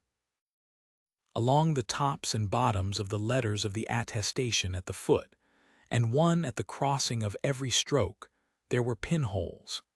In the P of Prentice there were 9. "Where has this letter been?" Damaris said. Sarah Dando said, in front of about 60 people, that it had never left her house, that it lived in the tea canister on the shelf, that her boy Elias had been home in September when his mother was took ill and had been in and out of the kitchen a week, and that she had never in her life pricked a letter with a needle and could not think why anybody should. The adjourned examination came on 8 days later, and it lasted 40 minutes. The bench had the bill and the pricked letter from the tea canister, and both of them were held to the window. And a staymaker of Limbury named Mrs. Hasker, who had pounced patterns for 31 years, was sworn, and looked at the 2 papers for less than a minute, and said, in the tone of a woman being asked whether water was wet, that the one had been pricked from the other, and that any milliner's apprentice in the town could tell them so, and that if the gentleman had asked a woman at the beginning, they would have saved themselves a month. Mr. Merrick asked her to explain the art to the bench. She explained it at length, with a needle she took out of her own sleeve. Sir Dunstan Kelward said that this was all very well, but that it did not show who had done it. And Merrick, writing, said, "No, Sir Dunstan, it shows who did not. The charge is that the accused wrote this bill. The evidence now before us is that this bill was not written by anybody in the sense of writing at all, but traced from a paper which was in a cottage at Netherstoke, and which the accused has not touched since the spring. I cannot commit a woman for trial on a hand that no hand made." They dismissed the charge at 20 past 11 in the morning, and the Sessions House was so full that people were standing on the stairs. And when Damaris Prentice came out into the street, Farringdon saw a thing he had never seen in his life, which was a market town clapping in the rain. It rained all that week and cleared on the Friday, and on the Friday he found her in the vestry at Aldwick Cross, alone, ruling up a fresh register with a lead and a straightedge. "You should be at the Chase," she said, without looking up.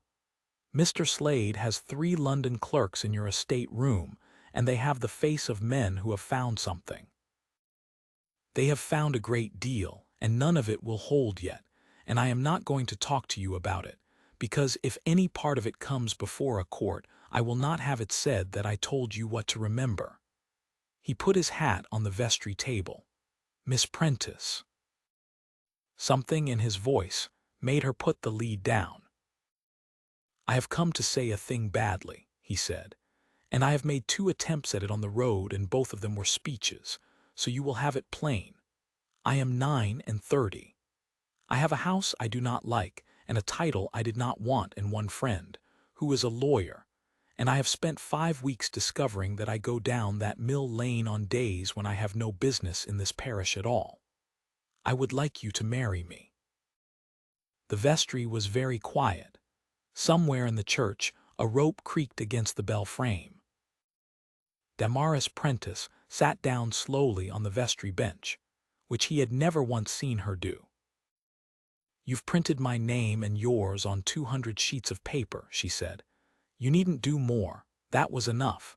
That was more than enough. Nobody has ever—" She stopped and started again in a much smaller voice than she used for anything. "I am the copyist. You are the Duke of Farringdon. You cannot marry the copyist. I am aware of what I can and cannot do. I have been aware of it since I was 7. I am asking what you want." "That is a wicked question." "It is the only honest one in the room." She looked at her own hands, with the ink along the outside of the right one, and Farringdon watched the answer come up into her face before she said any of it, and it was yes, and he knew it was yes, and for about 4 seconds he was happier than he had been in his adult life. Then he said, "Before you answer me, there is something you must have." He took it out of his coat. It was a single sheet, copied that morning in his own hand from the county archive at Limbury, where a clerk of the peace had at last found it very convenient to oblige the Duke of Farringdon. "What is this?" "It is a copy," he said, "of the committal of Josiah Prentice, clerk, to the county jail at Limbury, on the 14th of November in the year 7, to wait the assizes upon a charge of forgery. You have asked me twice whose hands were on it. The second time I told you that I did not know, and I have not slept a whole night since." He put it on the table in front of her. "There are 2 names at the foot," said the Duke of Farringdon. "The first is Sir Holly's Vane. The second is Ryehill. That was my style before my father died. I was 27. It was a Tuesday at 8 in the evening, and there were a great many candles, and a supper waiting, and a clerk at my elbow with the sand, and it wanted a second magistrate's name, and mine was the nearest." She did not touch the paper. "You read it," she said. "I read it. It was well drawn. Everything in it fitted." "And afterwards?" "4 years afterwards, I learned by accident that the hand on the lease was not your father's, that it had been copied by a man who could copy anything, who wanted 1 summer's rents to fill a hole of his own, and who knew which clerk would be blamed. The man was Barnaby Fanshawe. He was the agent at the Chase, and he died in the year 11, and there was an account book, and somebody burned it before I could get at it, and I was told by every lawyer I applied to that, as your father had never been tried, he had never been condemned, and that there was accordingly nothing in law to reverse, and that if I wished to make a private provision for the family it would be very handsome of me." Damaris Prentice's face had gone perfectly white and perfectly still. "The attorney at Limbury," she said, "the quarterly money was mine. 11 years. 2 years. You sent it back 8 times, and then I stopped." He made himself say the rest of it, and it was the hardest thing he had ever done standing up. "I stopped, and I went abroad, and in 11 years I never once wrote you the 1 letter that would have cost me anything, because I did not know how to sign it. I have signed my name to everything else in this county. I could not sign it to that." The bell rope creaked. A long way off in the village a dog was barking at a cart. "Fanshawe," she said, "the son is the agent now. The son is the agent now." "And you knew," she said, "when I stood in the rain at the market and asked you whose hands were on the paper, and you said no." "Yes." "And you knew when you sat down at my table and asked me to teach you to read a hand." Her voice was not rising. It was going quieter and quieter, which was very much worse. "And when you gave me the £12 a year, and when you came into that vestry and said you went down the Mill Lane on days when you'd no business here." "Yes." "You have been making it right," said Damaris Prentice. "For 11 years in pieces, wherever you could reach, and you have made it right with my life, your grace, because mine was the one that was handy." Farringdon did not answer, because there was no answer that was not a defense, and he had decided on the road that he would not defend himself. She stood up. She put the lead down straight along the edge of the register, and squared the sheet he had brought so that it lay true to the table, which he understood was the only way she had of not putting her hands anywhere else. "I will not say no to you today," she said, "because today I would be saying it to the wrong man, the one in the room full of candles, and he is not standing here, and I will not have it said that I punished the second man for the first. But I will not say yes today either, and you are not to ask me again until this is finished, and it is not finished, and I think you know that better than I do." She picked up her bonnet. "There is one thing you can do for me." "Anything." "Do not make it right any more," she said. "Not for me. Make it right for him. He has been 11 years outside the wall at St. Anne's with a committal against his name, and I have never once been able to say to anybody that he was innocent without them looking at me kindly. Get his name back, your grace, and then come and ask me in a room where there is nothing between us that either of us is ashamed of." Slade's 3 London clerks worked in the estate room for 19 days with the shutters open, and a fire that was never allowed out. And on the 20th day, Slade came up to the library at 7 in the morning, unshaven, and laid 4 sheets on the table. "Barrow lay," he said, 91 acres, let in the year 12 to Simeon Gaffney, dead, at £90. The rent has been received and entered every half-year since. The land has been standing in grass and grazed by a man from Netherstoke who pays nothing and says he has the agent's word for it. There is no Gaffney. There has been no Gaffney since the funeral your grace attended. £410 of drainage was paid to a contractor called Maridu of Netherstoke, who has no yard, no men, no rate assessment, and no existence that 3 clerks can find in a fortnight. There are 11 other leases of the same character across the estate Tarn Piece, Hollow Ash, the 2 Netherstoke Closes, the Chase Brickfield. All of them let cheap to men who are dead or invented, all of them entered at full rent in the book your grace sees at Michaelmas. The difference has been going somewhere for 9 years. How much? Between £2,000 and £3,000, said Slade, and I will not be more exact until I have the counterfoils. Farringdon stood at the window and watched a groom lead a horse across the yard. "Then take him." "I cannot take him." Slade sat down heavily. "Your grace, all I have is a hole. A hole is not a man. Every one of those leases is signed by a tenant, and every tenant is dead or fictitious, and there is not one paper in this house with Crispin Fanshaw's hand on it that says anything but what an honest agent writes. He has been 9 years never naming anybody. I need one document that puts his hand where it has no business being, and I need somebody to swear to it, and I have neither. His father forged Kelwood's name in the year 7. His father is 13 years dead, and the account book that showed it was burned, and the one man who knew of it," Slade stopped. "Say it." "The one man who knew of it was a dying land agent whose rambling was heard by a Marquis of 27, who did not write it down." Farringdon did not answer that. There was nothing in it that he had not said to himself. The counterattack came on the Tuesday, and it came from 3 directions at once, which was how he understood, at last, exactly how good Crispin Fanshawe was.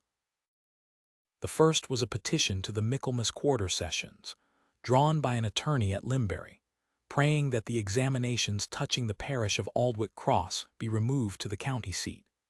For that the noble Duke, who is patron of the said parish, magistrate of the said county, and prosecutor in the matter of the accounts, has publicly subscribed his name to a paper in the cause, and declared himself bound to the fortunes of a person concerned, so that no bench in the 100 can now sit indifferently.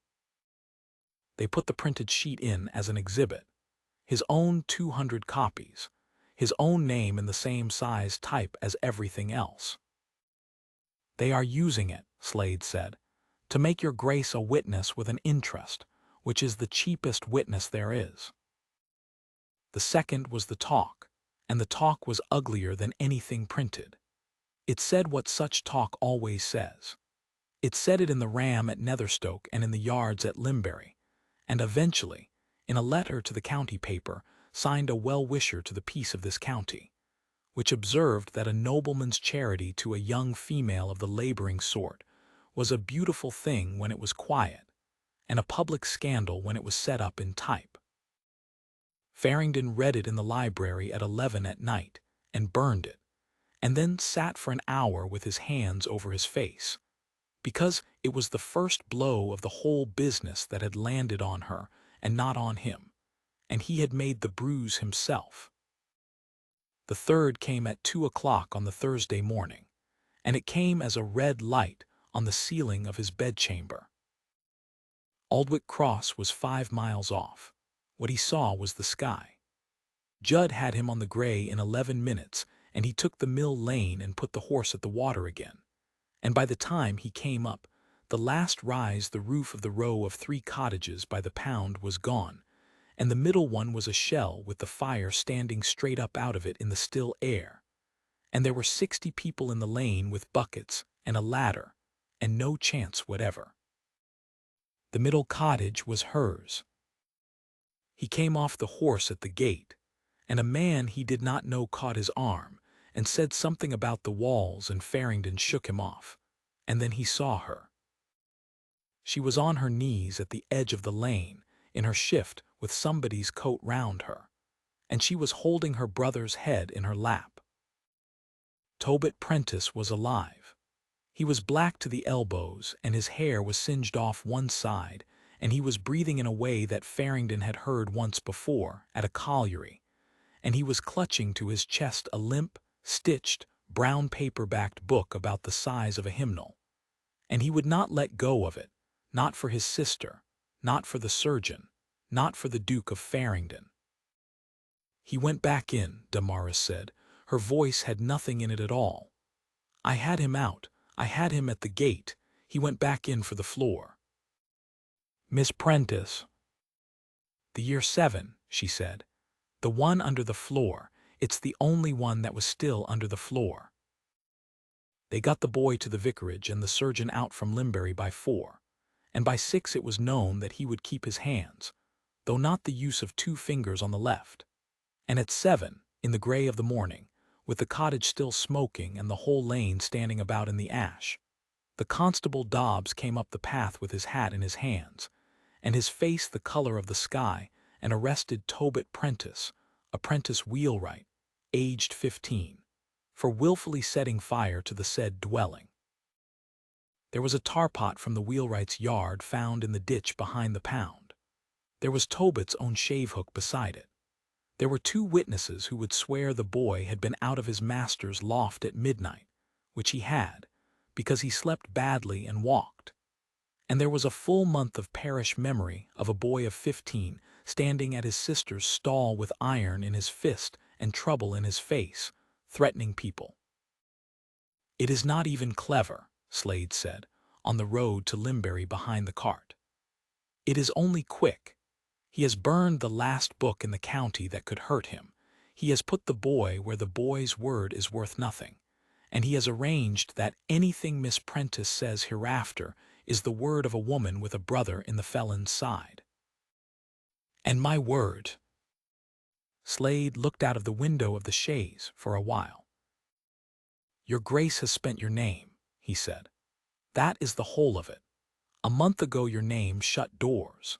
You gave it away in print on a sessions house table for the best reason a man ever had, and I would not have you take it back for the world, but it is spent, and Fanshawe knew what it was worth better than you did, because he has been living on what it was worth for 9 years. They would not take the recognizance." That was the moment. Farringdon knew it while it was happening. He stood in the room at Limbury and offered surety for the boy in any sum the bench cared to name, and Sir Dunstan Kelward, not unkindly, said that in a charge of arson the bench could not admit to bail, and that in any event, here he coughed, your Grace's suretyship had lately become a matter of public comment, and the bench must be seen to be indifferent, and he was sure your Grace understood. He understood. He watched them take a boy of 15, with bandaged hands through a door into the county jail at Limbury, which was the same door, in the same wall, through which they had taken the boy's father 11 years before, on a paper with his own name at the foot of it. They let her see him on the Sunday in the yard for a quarter of an hour, with a turnkey standing by.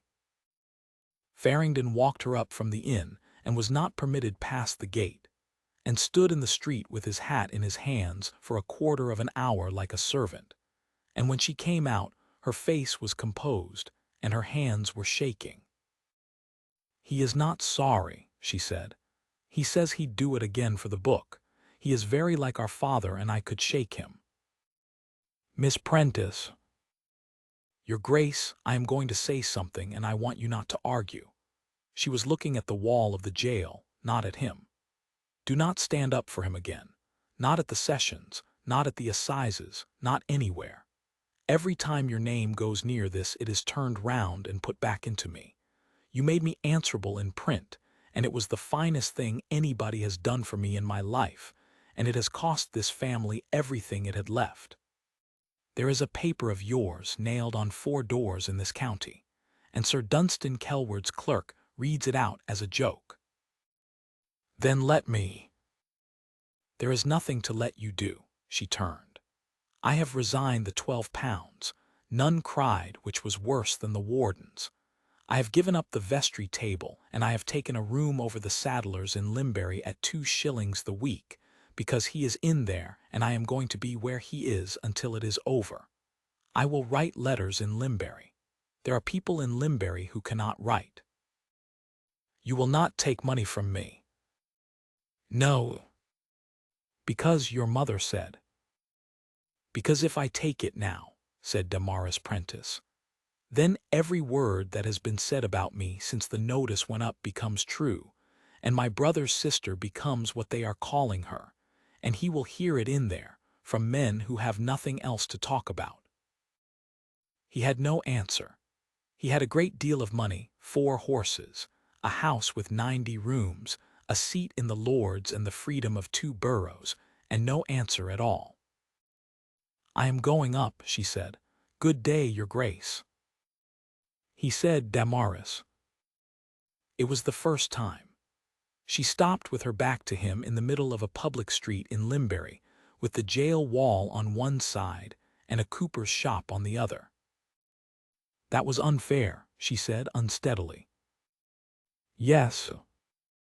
"You may not do that." "No," he said, "I know." She stood a moment longer. Then she said, still with her back to him, in a voice like a person reading aloud, "The 11th book, the year 7. It's ash in a lane at Aldwick Cross, and I watched my brother burn his hands for it, and I could have told him not to trouble, because I have known every line of that book by heart since I was 13. She wrapped her arms round herself. "There is a line in it. October, the year 7, 3 weeks before they took my father. It was the first letter I was ever paid for, and it was a penny, and I have never forgotten a word of it because I did not understand a word of it. It says, 'Hobie, Nan to her sister Jane Tull at Pomeroy about what she saw in the estate room. 1 penny. Farringdon did not move. "Nan Hobie was housemaid at the Chase in the year 7, said Damaris. "She is 79 now and half blind, and she keeps bees at the top of Aldwick Hill, and last Tuesday somebody put a stone through her window in the night, and she will not open her door to me any more. And Jane Tull is dead these 6 years. She turned round at last, and her eyes were wet and furious and completely steady. "But a letter is a thing that goes somewhere," she said. "That is the whole of my trade, your Grace. 9,412 letters, and every one of them went somewhere, and the ones people keep, they keep in the same 4 places: the tea canister, the workbox, the clock case, and the family Bible. He rode back to the Chase that night and sat in the library without a candle until Mrs. Bly came in at midnight with one, and put it on the table, and stood there. "You are to eat something," she said. "Presently. You are to eat something now, because you have not eaten since Tuesday, and because a man who does not eat makes bad bargains, and there is a bargain waiting for you in this house that you have not made yet." Farringdon looked up. "Fanshawe," said Mrs. Bly, "was in the estate room at 8 o'clock this evening with the rent books, as pleasant as a spring morning, asking Judd whether your Grace would be wanting the Michaelmas audit put off in the circumstances. Slade says I am to leave him where he is." "Then Mr. Slade is right, and I hate it, and you will still eat." He ate. It was the only order anybody had given him in a month that he was able to obey. The truth of it sat with him all that night, and would not be argued with. He could not dismiss the man. Turn Crispin Fanshawe off tomorrow, and he would be in Ireland or America inside the fortnight with £3,000, and the boy would still be in the felon's side at Limbury, and the parish would say the Duke had thrown out his agent to save his own face. Leave him in place, and every day the man walked about the Chase smiling was a day the fire was still smoking in a lane at Aldwick Cross. And there was worse, and Farringdon made himself look at it about 4 in the morning with the candle guttering. His name was no longer any use. That was the plain accounting of it. A month ago he could have gone to any bench in the 100 and said a thing and been believed, and he had spent it deliberately in print on a sessions house table, and he did not regret it and would have done it again, and it had made him the one witness in the county whose word was worth nothing at all in this cause. Which meant that everything now would have to be done with somebody else's name. He had never in his life asked anybody for anything. Marchbank Priors was cold as ever, and Lady Verena received him in the morning room at 11 with her back to the fire and her hands folded, and let him get the whole of it out without a word of help. The fire, the boy, the tar pot, the refusal of bail, the petition to remove the sessions, the letter in the county paper signed a well-wisher. "And what is it you want, Duke?" she said when he had done. "Money." "No." "Then what?" "Your name," said Farringdon. "Mine is spent. I have an old woman at the top of Aldwick Hill who saw something in the year 7 and has had a stone through her window for it, and she will not open her door to a duke or a copyist, and if she is ever to say what she saw, she will have to be fetched by somebody this county cannot whisper about. That is you. There is nobody else in the 100. Lady Verena Marchbank looked at him for a long moment with her hard, intelligent face. "You understand what you are asking. I have a daughter to marry." "I understand it perfectly. I am asking anyway." "Why should I?" "Because you told me at your own table that you had never known an anonymous letter to be about the thing it says it is about," said Farringdon, "and because you were right, and because you burned it and have regretted it since. You are the only person in this county who saw what this was in September, and you saw it over the woodcock, and nobody listened to you either." There was a small sound from the window bay. Selina Marchbank had been sitting there the whole time with a book she had not turned a page of, and she stood up now, white to the lips, in the manner of a girl of 19 who has decided something and is terrified of it. "Mamma, I read it," she said. "Selina." "I read it before you burned it. It was on the hall table for an hour, and I read the whole of it twice." She came forward. "Your Grace, I cannot swear to a hand, and I know it is worth nothing, and I have been sick about it for 6 weeks. But that note was written in the same hand as the letters that come here about the barrow lay grazing." Mr. Fanshawe has written to Mamma 4 times this year about that grazing, and I have carried the letters up from the hall myself, and I would know the way he makes a capital B if I saw it on the moon." The room was very quiet. "Do we keep those letters?" said Lady Verena. "Steward's letters," said Selina. "Mamma, we keep everything. You have never thrown away a paper in your life." Lady Verena Marchbank rang the bell, and asked for the estate letter book, and did not sit down while she waited. And when it came, she turned the pages herself slowly, with 2 fingers, until she found 4 letters about 91 acres of grass at Barrow lay in a small, sloping, agreeable hand. "Take them," she said. "I shall want a receipt and my name on the back of it, and I shall want it known that I gave them freely, and not because a duke came here with his hat in his hand, which he had better never do again in front of my servants." She shut the book. "My carriage will go up Aldwych Hill on Wednesday. I shall go in it myself, and if that old woman will not open her door to me, Duke, then this county has come to a pass I do not care to live in." He was on the Pomeroy Road by 2 o'clock, with 4 letters in a locked case under the seat, and a gray November sky coming down over the hills. And for the first time in 11 years, the Duke of Farringdon found that he was traveling towards something instead of away from it. Pomeroy was 19 miles the other side of Limbury, a straggle of gray cottages and a church with a leaning porch. And it took Farringdon 2 days to find that Jane Tull had died in the year 12, that her cottage had gone to a nephew who had sold everything in it at a sale on the green, and that the sale had been 11 years ago, and the auctioneer was dead.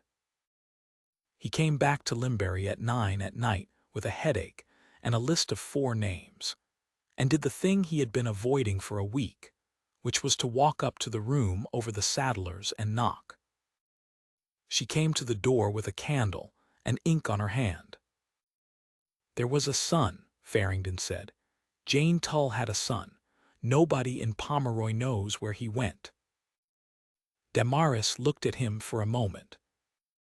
"Tull," she said. "Yes." "Your Grace," she said, "there is a night watchman at the corn yard in this town called Tull, and he was a turnkey at that jail for 22 years, and he was a turnkey at that jail in the year 7. The corn yard at Limbury smelled of dust and rats and the sour warmth of grain, and at 11 o'clock at night, a man of about 60 was sitting in a shed by a brazier with a dog and a lantern, and did not get up when the Duke of Farringdon came in. "Mr. Tull, I know who you are." He had a slow, flat, worn-out voice. "There's a paper of yours nailed on the Sessions house. My boy read it me. Was your mother Jane Tull of Pomeroy?" Tull looked at the brazier for a while.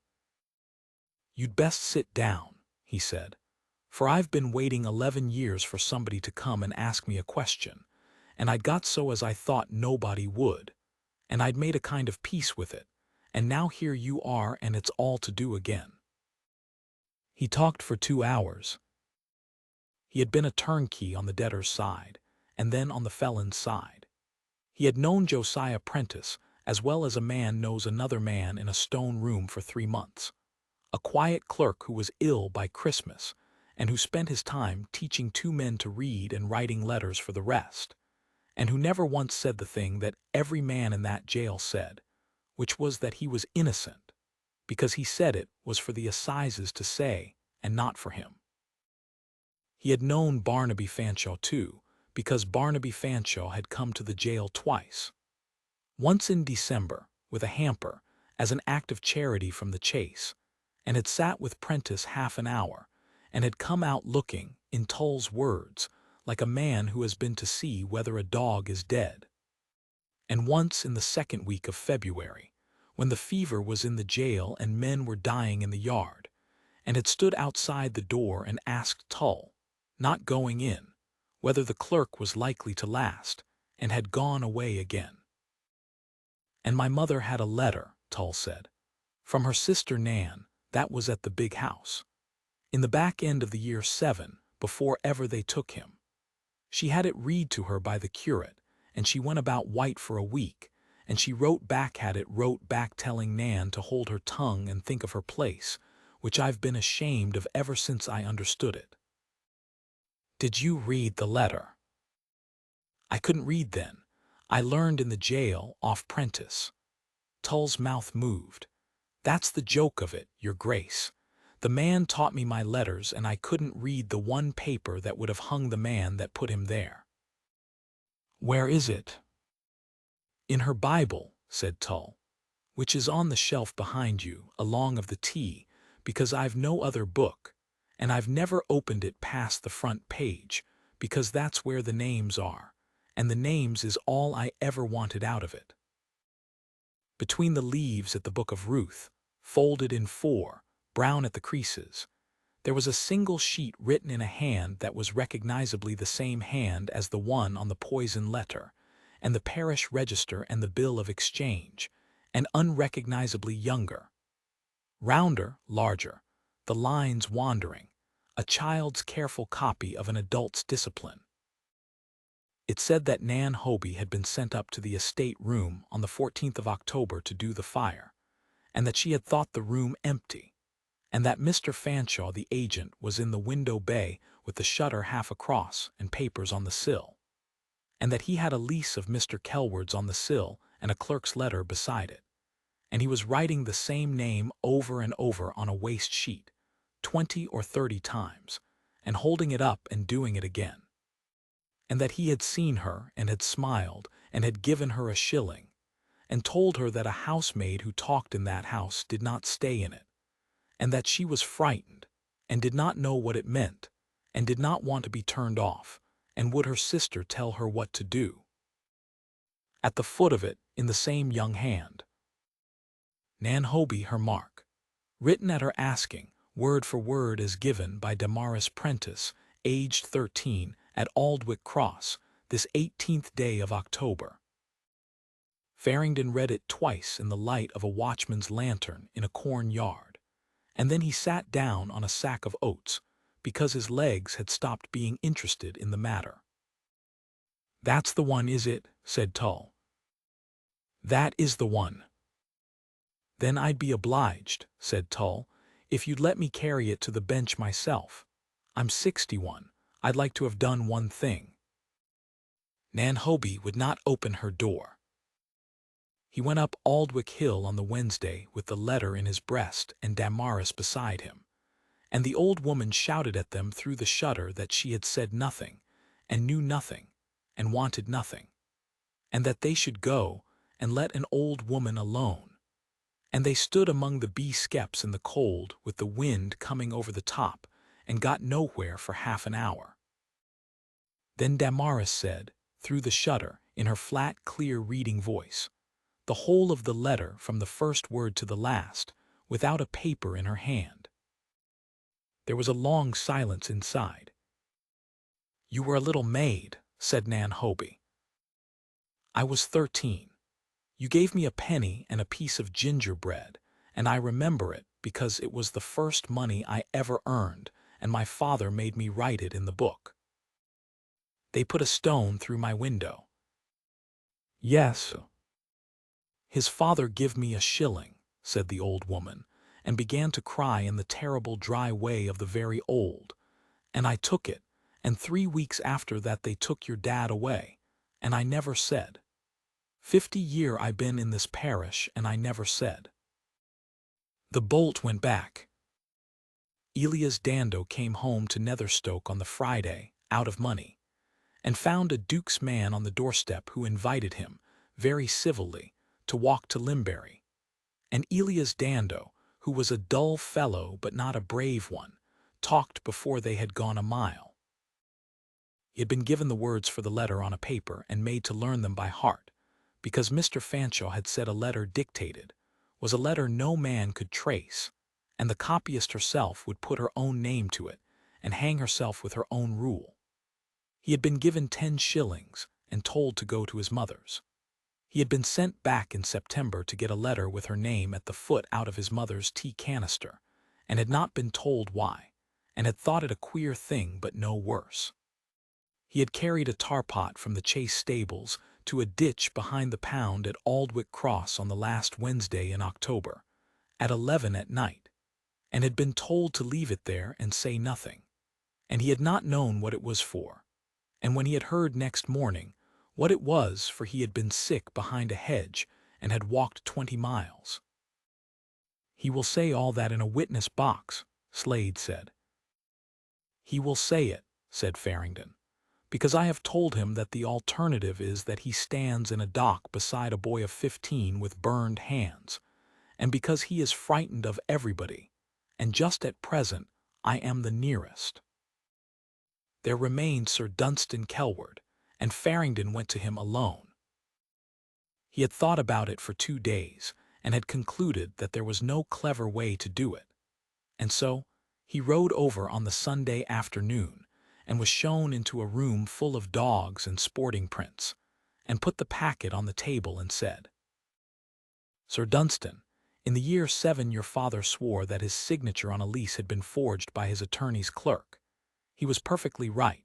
It had been forged. It was forged by Barnaby Fanshawe, who was my uncle's agent, and I have here a housemaid's letter written 3 weeks before the arrest, describing him practicing your father's name in the estate room window at the Chase. I have the housemaid. I have a turnkey who watched Fanshawe come twice to the jail to see whether the clerk was likely to live. And I have 9 years of my own accounts, showing that the son has been drawing rents from 11 farms that do not exist." Kelward's florid face did not move for a long moment. "My father died believing that clerk robbed him," he said at last. "Yes. He never had another clerk in the house. He wouldn't have a written thing about the place he hadn't seen made. He used to stand over the man at the desk." Kelward got up and went to the window with his hands behind him. "I have sat on that bench for 19 years, and I have said, 'Your Grace,' in this room at that table to guests, that the prentice woman had bad blood. You have. You needn't be delicate about it. You've stood up in my sessions house and told me I was a fool in front of 40 people." He turned round, and his eyes were unexpectedly wretched. "What is it you want?" "I want the bench to sit on it who have not been touched," said Farringdon. "I want Merrick, who is honest and dislikes me, and I want you, who have every reason in the world to be believed when you say what your own father lost. And I want it heard at the Michaelmas Quarter Sessions in open court, with the doors open in this county, where every word of it has been whispered. And your part?" "I shall give evidence, and I shall not sit," said the Duke of Farringdon. "And there is one paper that will be produced that I would very much rather were not, and it must be produced first of all, before anything else, or the whole thing is worthless." "Which paper is that?" "The committal of Josiah Prentice, of the 14th of November in the year 7, said Farringdon. "There are 2 magistrates' names at the foot of it. The second is mine." The Michaelmas Quarter Sessions at Limbury sat in the long room over the Corn Hall, because the Sessions House would not hold the people, and there were men standing on the stairs and in the street, and on the mounting block outside the Ram, and the county paper sent 2 men, because one could not write fast enough. It took a day and a half. Farringdon gave his evidence standing, with his hat in his hand, and he began, as he had told Kelward he would, with the committal. He read it aloud himself, the date, the charge, the 2 names. He said that he had been 7 and 20, that he had read the paper, that it had been well drawn and everything in it had fitted, that he had signed because a second magistrate's name was wanted and his was the nearest, and that the man he had signed away had died of jail fever 99 days later without a trial, and had been buried outside the wall at St. Anne's, and had left a widow and a daughter of 13 and a son of 4. He said that 4 years afterward he had learned by accident that the charge was false, and had been told by every lawyer he asked that there was nothing in law to be done, and had believed them, because it was convenient to believe them. "And what did you do then?" said Mr. Merrick. "I sent money," said Farringdon, "through an attorney without my name to it." "Why without your name?" "Because I was ashamed of it," said Farringdon, "and I have discovered since that a man who will not sign a thing has not done it." There was no sound in the long room at all. After that it was evidence, and evidence is slow, and the county sat and listened to all of it. To Tull the night watchman reading out a letter in a child's hand with the paper shaking. To Nan Hoby, 79, brought down the hill in Lady Verena Marchbank's own carriage because Lady Verena had heard of it and said, in her flat voice, that she would not have it said that an old woman walked. To Mrs. Hasker the staymaker with her needle. To Elias Dando, who wept and was useless for 20 minutes and then, being asked the same question for the 5th time in a very kind voice by Mr. Merrick, said all of it, the 10 shillings, the tea canister, the tar pot in the ditch at 11 at night. To Slade and his 3 London clerks, and 11 leases signed by dead men. To Simeon Gaffney's widow, aged 81, who had come 9 miles to say that her husband had been in his grave 4 months before he was supposed to have signed a lease, and that she had told the agent so at the time, and that the agent had given her a bottle of wine. Crispin Fanshawe sat through the whole of it, neat and sandy and pleasant-faced, in the place where the light was behind him, and made small notes. He was very good to the end. When they came to him, he answered for 2 hours without once raising his voice, and he laid every part of it on his dead father, and he was so nearly convincing that Farringdon, listening, understood for the first time how a man does such a thing for 9 years. Not by daring, but by never once making a large statement. It was Damaris Prentice who finished it, and she did it in about 4 minutes, and she did it without any triumph whatever. She was called to prove her own register, and Merrick asked her to look at the leases, and she said what she had said in a library at the Chase in September, that a man writes his own name faster than anything on the page, and another man slowest, that a quick stroke drags and thins, and a drawn stroke is fat at both ends, that the paper remembers pressure, and that a man who means what he writes presses. Then she was handed the 11 leases, and she looked at each for as long as it takes to look at a face. "These 8 were drawn," she said. "The pen went slowly. The backs are flat. Whoever wrote them was thinking of the shape and not the meaning." She set them down. "These 3 are different. These 3 are quick and they press and they drag at the ends and they are all in one hand, and it is not any of the 8, and it is not mine, and it is the same hand that has written the annotations in the arrears book that stands on the table there in front of the bench. Widow, poor season, sheep lost. Whoever wrote those little kindnesses in the margin wrote, 'These 3 leases for men who were dead.'" Merrick said, "You may stand down." "Sir," said Damaris, "there is one thing more, and it is not evidence, and the bench may stop me." "Say it." "My father was 3 months in that jail, and he never once said he was innocent, because he said it was for the assizes to say. I have thought about that every day for 11 years, and I have never been able to do it. So I will say it here in his place, since he cannot. Josiah Prentice never forged a name in his life. He was a clerk who could write 40 hands and would write one. And that is the whole of what my family has wanted for 11 years, and it has cost a great many people a great deal to say it in this room, and I am obliged to all of them." The bench committed Crispin Fanshawe for trial at the assizes on charges of forgery, of obtaining money by false pretenses, and of feloniously setting fire to a dwelling, and the charge against Tobit Prentice was dismissed, and the boy came out of the door in the wall at Limbury at 4 o'clock on a wet afternoon with his hands still bandaged and stood blinking in the street, and his sister did not run to him, because she was Damaris Prentice, but she got there very fast at a walk. Farringdon stood back by the chaise and let them have it.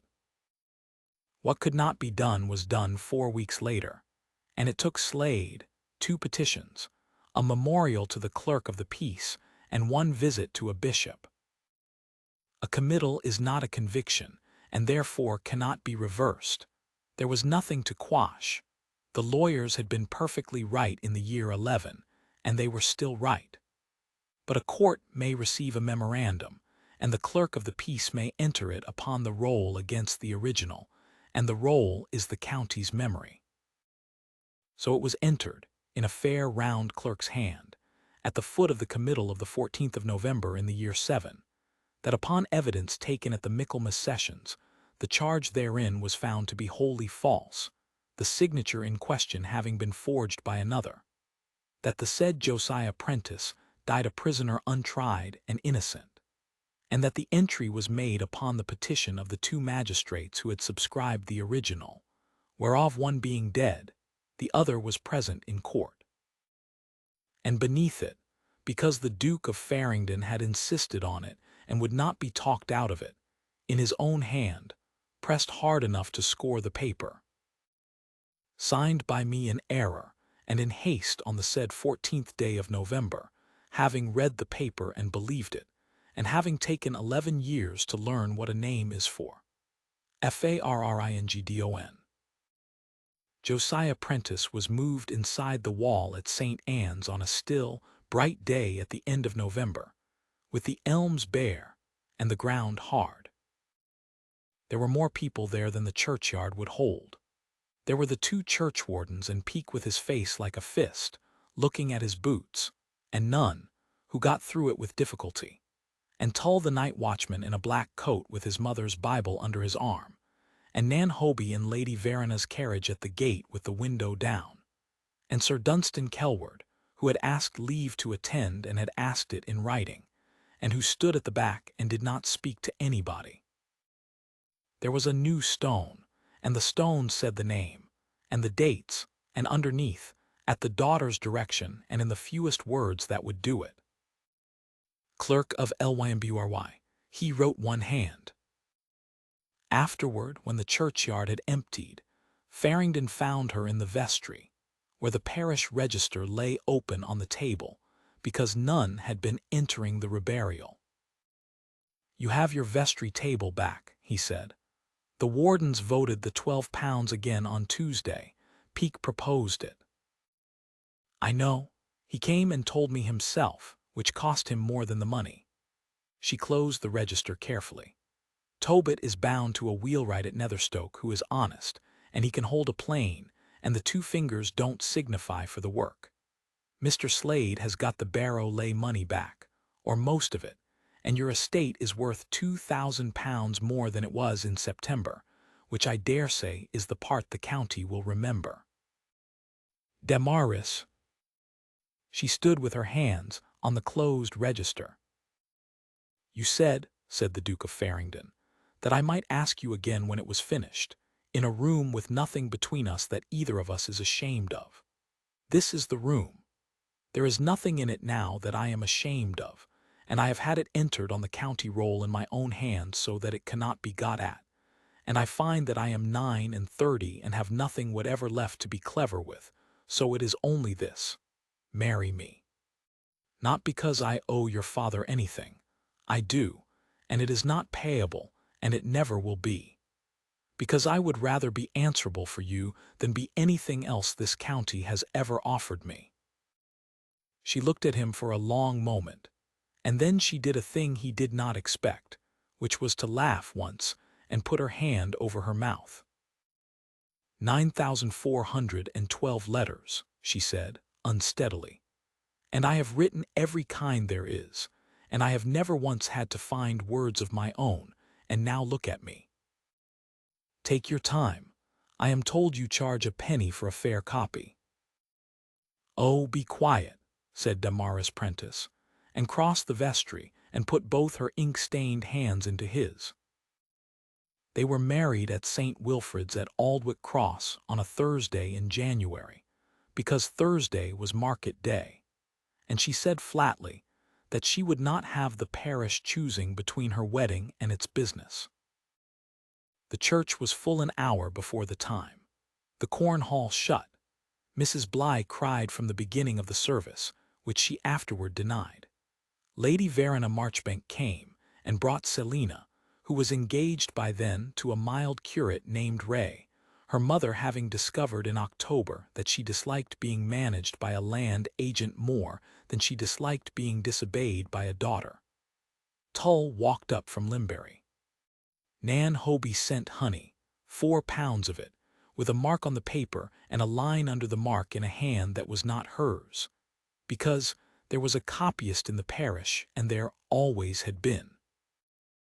Afterward they went into the vestry to sign the register, and none turned the book round and dipped the pen, and gave it to her first, because Farringdon had said, when they arranged it, that he wanted it done in that order, and had declined to explain why to anybody except her.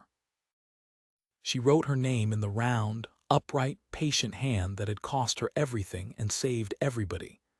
Damaris Prentice, of this parish. Then the Duke of Farringdon took the pen and signed his name beneath hers, slowly, pressing hard enough to mark the leaf under it, the way he had learned to do it in a clerk's room at Limbury on the worst and best morning of his life. They lived at the Chase, and the bridge by the mill was rebuilt in the spring, and the tithe barn was roofed, and the trestle stayed at Aldwick Cross on Thursdays for 11 years more, because she said that a duchess who could write and would not was worse than a duchess who could not. And there was a room off the library with an iron door where the day books stood in order on a shelf, 11 of them, and then 12, and then 20. The first one scorched black down one edge, and always kept at the end of the row where a boy with 2 stiff fingers could reach it.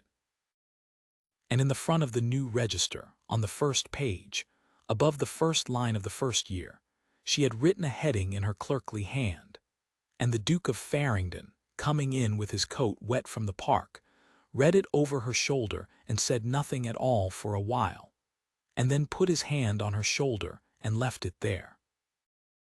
It said, written at their asking, word for word as given,